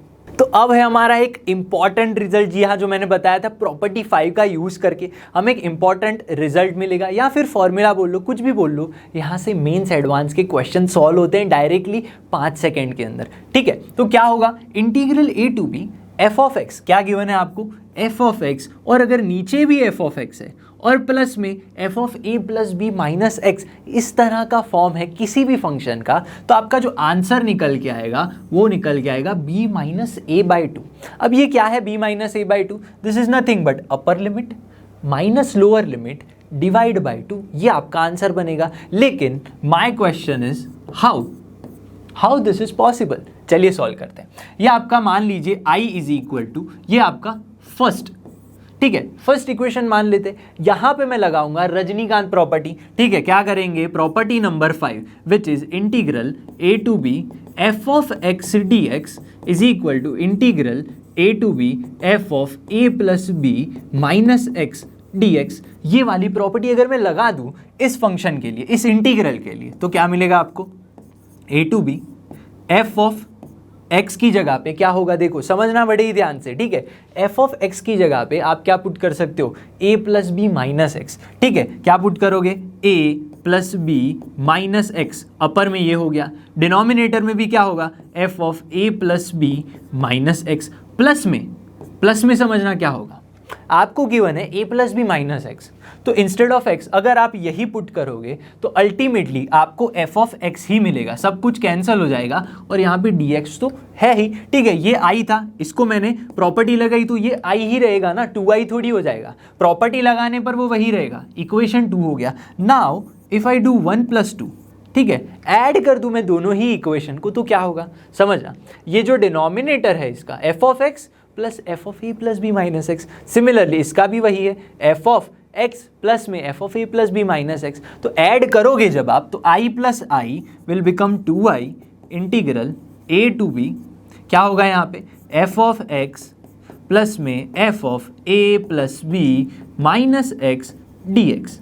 ठीक है, ऊपर देखो एफ ऑफ एक्स है तो मैंने पुट कर दिया एफ ऑफ एक्स, और यहाँ पे न्यूमरेटर में है प्लस में F of A plus B minus x. तो आपका जो फंक्शन है एक्चुअली वो क्या बन गया, देखो इंटीग्रल जो भी था मेरा 2i is equal to integral A to B, ये तो अल्टीमेटली 1 हो गया, तो 1 dx, बस 1 का इंटीग्रेशन तो सबको पता है, which is 2i is equal to क्या होगा, जी हाँ, x, और लिमिट लग गई a and b, so 2i is equal to b minus A which will give you ultimately b minus A by 2। तो देखिए आंसर आ गया हमारा। ठीक है, तो इस तरह से ये जो है वो b minus a by 2 answer ला के देता है, यानी कि upper minus lower divided by 2, इस तरह का आपको आंसर लिख लेना है, कुछ सॉल्व नहीं करना है अगर ऐसा फॉर्म दिख रहा है तो। अब यहीं से जेईई मेंस के क्वेश्चंस पूछे गए वो देखते हैं। ठीक है, यहाँ पे देखो क्या है आपके पास, इंटीग्रल 2 to 4। उससे पहले देखो कि जेईई मेंस का 2015 का सवाल है, यहाँ पे क्या गिवन है, इंटीग्रल 2 to 4 लॉग, क्या मैं इसे इस तरह से लिख सकता हूँ, log x का होल स्क्वायर, यहाँ पे भी log x का होल स्क्वायर। ठीक है, तो क्या आप देख सकते हो ये मेरा फंक्शन जो है वो f ऑफ x है या नहीं। हाँ भाई, इसको अगर मैं f ऑफ x मान लूँ तो ये भी मेरा f ऑफ x है, क्या है, f ऑफ x ही तो है। तो क्या मैं इसे f of a plus B X बना दूँ, a plus B minus X बना दूँ, तो मेरा तो आंसर बन जाएगा सीधा सीधा, जी हाँ, इंपॉर्टेंट रिजल्ट से। तो देखो एक्चुअल में 36 माइनस 12x माइनस जो एक्स स्क्वायर है वो और कुछ नहीं, वो है log ऑफ 6 माइनस एक्स का होल स्क्वायर, और यहाँ पे dx हो गया। तो ultimately this is nothing but f of x upon में f ऑफ x प्लस में f ऑफ जी हाँ F of A plus B minus X. देखिए यहाँ पे 2 to 4 है, लिमिट क्या है मेरी 4 + 2 - x कर दो a + b - x, तो क्या मिलेगा आपको 6 - x। तो अल्टीमेटली वही तो हो गया, इंस्टेड ऑफ x हमने क्या पुट कर दिया a + b - x, 6 - x। तो ये तो वही फॉर्म बन रहा है, कौन सा फॉर्म बन रहा है भाई, ये वाला, यानी कि b - a/2 आंसर आ जाएगा। तो यहाँ पे आंसर सीधा सीधा 4 - 2 upper minus lower divided by 2 which is nothing but 2/2 is equal to 1। तो 1 आंसर आ गया। देखो जेईई मेंस का सवाल सिर्फ और सिर्फ कुछ, जी हाँ कुछ पलों में, कुछ सेकेंड्स में ही सॉल्व हो गया, अगर आपको इस तरह के, जी हाँ स्टार इसीलिए तो बनाया है भाई, रजनीकांत प्रॉपर्टी से आ रहा है इसीलिए स्टार है ये हमारा, और यही आपको जेईई मेंस के सवाल कुछ इस तरह से कुछ पलों में सॉल्व करके दे देगा। एक और क्वेश्चन है, वो भी जेईई मेंस का ही क्वेश्चन है, 2011 का क्वेश्चन है। यहाँ पे समझना कुछ ऑप्शंस भी हैं यहाँ पे, ठीक है, मैंने ऑप्शंस रखे हैं। पिछले वाले क्वेश्चन में कुछ खास छोटा ही आंसर था तो ऑप्शंस नहीं थे, लेकिन यहाँ पे थोड़े से ऑप्शंस रखे हैं मैंने, ठीक है। 2011 का ही क्वेश्चन है, द वैल्यू ऑफ, ठीक है, इंटीग्रल √ln to √ln3। समझना √ln2 to √ln3, ln क्या है भाई, लॉग मान लो इसे, ठीक है। और जो फंक्शन है कुछ थोड़ा कॉम्प्लिकेटेड लगा है। अब तक हमने कैसे लिमिट देखी भाई, 0 से पाई, π/2, 2 to 3, ऐसी पाई से लेके π/4, ये तो बहुत ही अलग दिख रहा है भाई। जेईई मेंस का क्वेश्चन है तो क्या होगा यहाँ पे देखो, x sin x², अगर मैं ध्यान से देखूं तो ये sin x² और sin x², अगर ये मेरा f(x) होता और यहाँ पे देखो साइन ही है, यहाँ पे भी ये a + b - x आ जाए, तो मैं सीधा सीधा, जी हाँ डायरेक्टली मैंने जो इंपॉर्टेंट रिजल्ट बताया उससे आंसर लेकर आ सकते हैं। लेकिन ये x जो है ये वाला, ये मुझे थोड़ा सा परेशान कर रहा है। क्या कर रहा है, परेशान कर रहा है। तो क्या मैं इस x² को कुछ चेंज करके x को मैं कुछ बना सकता हूँ। देखो अगर let x² is equal to, मैं t ले लूँ तो उसका derivative 2x dx is equal to dt हो जाएगा, which means x dx is nothing but dt/2। तो मेरा फंक्शन चेंज हो गया। देखो इसको मैंने सिंप्लीफाई कर लिया, इंटीग्रल x dx, ये क्या बन गया, x dx is nothing but dt/2, जो 1/2 हो गया, ठीक है। यो जो sin² x है, sin² x नहीं है, वो sin x का स्क्वायर है, ठीक है, यानी कि sin x जो उसका एंगल है उसका स्क्वायर है, ठीक है। लेकिन x² तो हमने क्या अज्यूम किया, t अज्यूम किया, तो हम क्या लिख सकते हैं sin t अपॉन में ये भी क्या बन गया, sin t बन गया।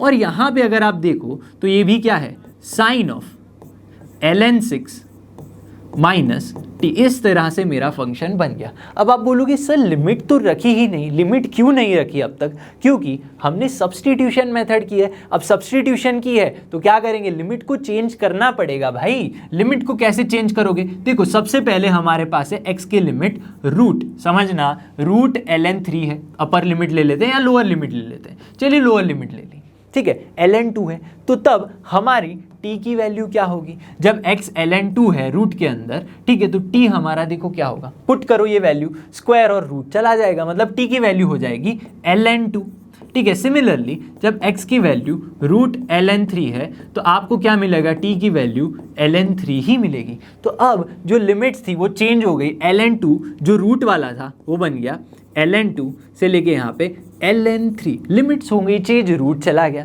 ठीक है। This is nothing but f(x), समझना बड़े ही ध्यान से, ये क्या है, ये है आपका f(x), ठीक है, ये भी क्या है, sin t is also f(x), ठीक है। लेकिन ये जो अगर मैं देखूं ये क्या है, f(a + b - x) है क्या, a + b - x क्या है हमारे पास, देखो ln2 + ln3, ln2 + ln3 minus का x करो, क्या होगा देखो, अब x + y, log x + log y क्या होता है, log x × y, which means ln6 - x होना चाहिए मेरे पास। तो ये वही तो है भाई, साइन ऑफ ln6 - t, हमने x लिया, यहाँ पे t है तो हमने t लिखा है सब कुछ, यहाँ पे x है, हमने x की तरह से पढ़ते थे, t है तो t पुट करना है, ठीक है, कुछ चेंज नहीं है। तो this is nothing but f(a + b) minus का x लिखा है तो हमने x ही पुट करेंगे, ठीक है। f(x) अपॉन में f(x) plus f(a + b - x), this is nothing but upper limit ln3 minus lower limit ln2 upon में 2 इस तरह से पुट कर देना है, लेकिन मेरे पास बाहर भी 1/2 तो है ही, तो इस तरह से आपका आंसर आ जाएगा। लेकिन मेरा आंसर मैच नहीं कर रहा, क्यों? क्योंकि सिंप्लीफाई करना है भाई। क्या करना है? सिंप्लीफाई, विच मीन्स 1/4 हो गया। अब माइनस है, लॉग के अंदर जब भी आप माइनस करोगे तो क्या होगा भाई? डिवाइड हो जाएगा। सो ln 3/2 this is your answer. इस तरह से आप सॉल्व कर सकते हो। So your answer is nothing but option A 1/4 ln 3/2। I hope कि आज जो हमने डेफिनेट इंटीग्रेशन की अलग अलग प्रॉपर्टीज समझी और मेंस और एडवांस लेवल के जेईई के क्वेश्चन सॉल्व किए, आपको अच्छे से समझ में आ ही गए होंगे। ठीक है, आप क्या कर सकते हो, आप यहाँ पे किसी भी रेफरेंस बुक से या कहीं से भी ऑनलाइन से भी क्वेश्चंस सॉल्व कर सकते हो इन्हीं प्रॉपर्टी के ऊपर बेस्ड। तो आपके आइडिया है, लॉजिक है, अच्छे से क्लियर हो जाएंगे। तो मैं मिलूंगा आपसे अगली वीडियो में डेफिनेट इंटीग्रेशन की प्रॉपर्टीज का, जी हाँ, पार्ट 2 लेकर। तब तक आप जुड़े रहिए लर्न ऑफ के साथ, क्योंकि लर्न ऑफ फ्री है पर बेस्ट है।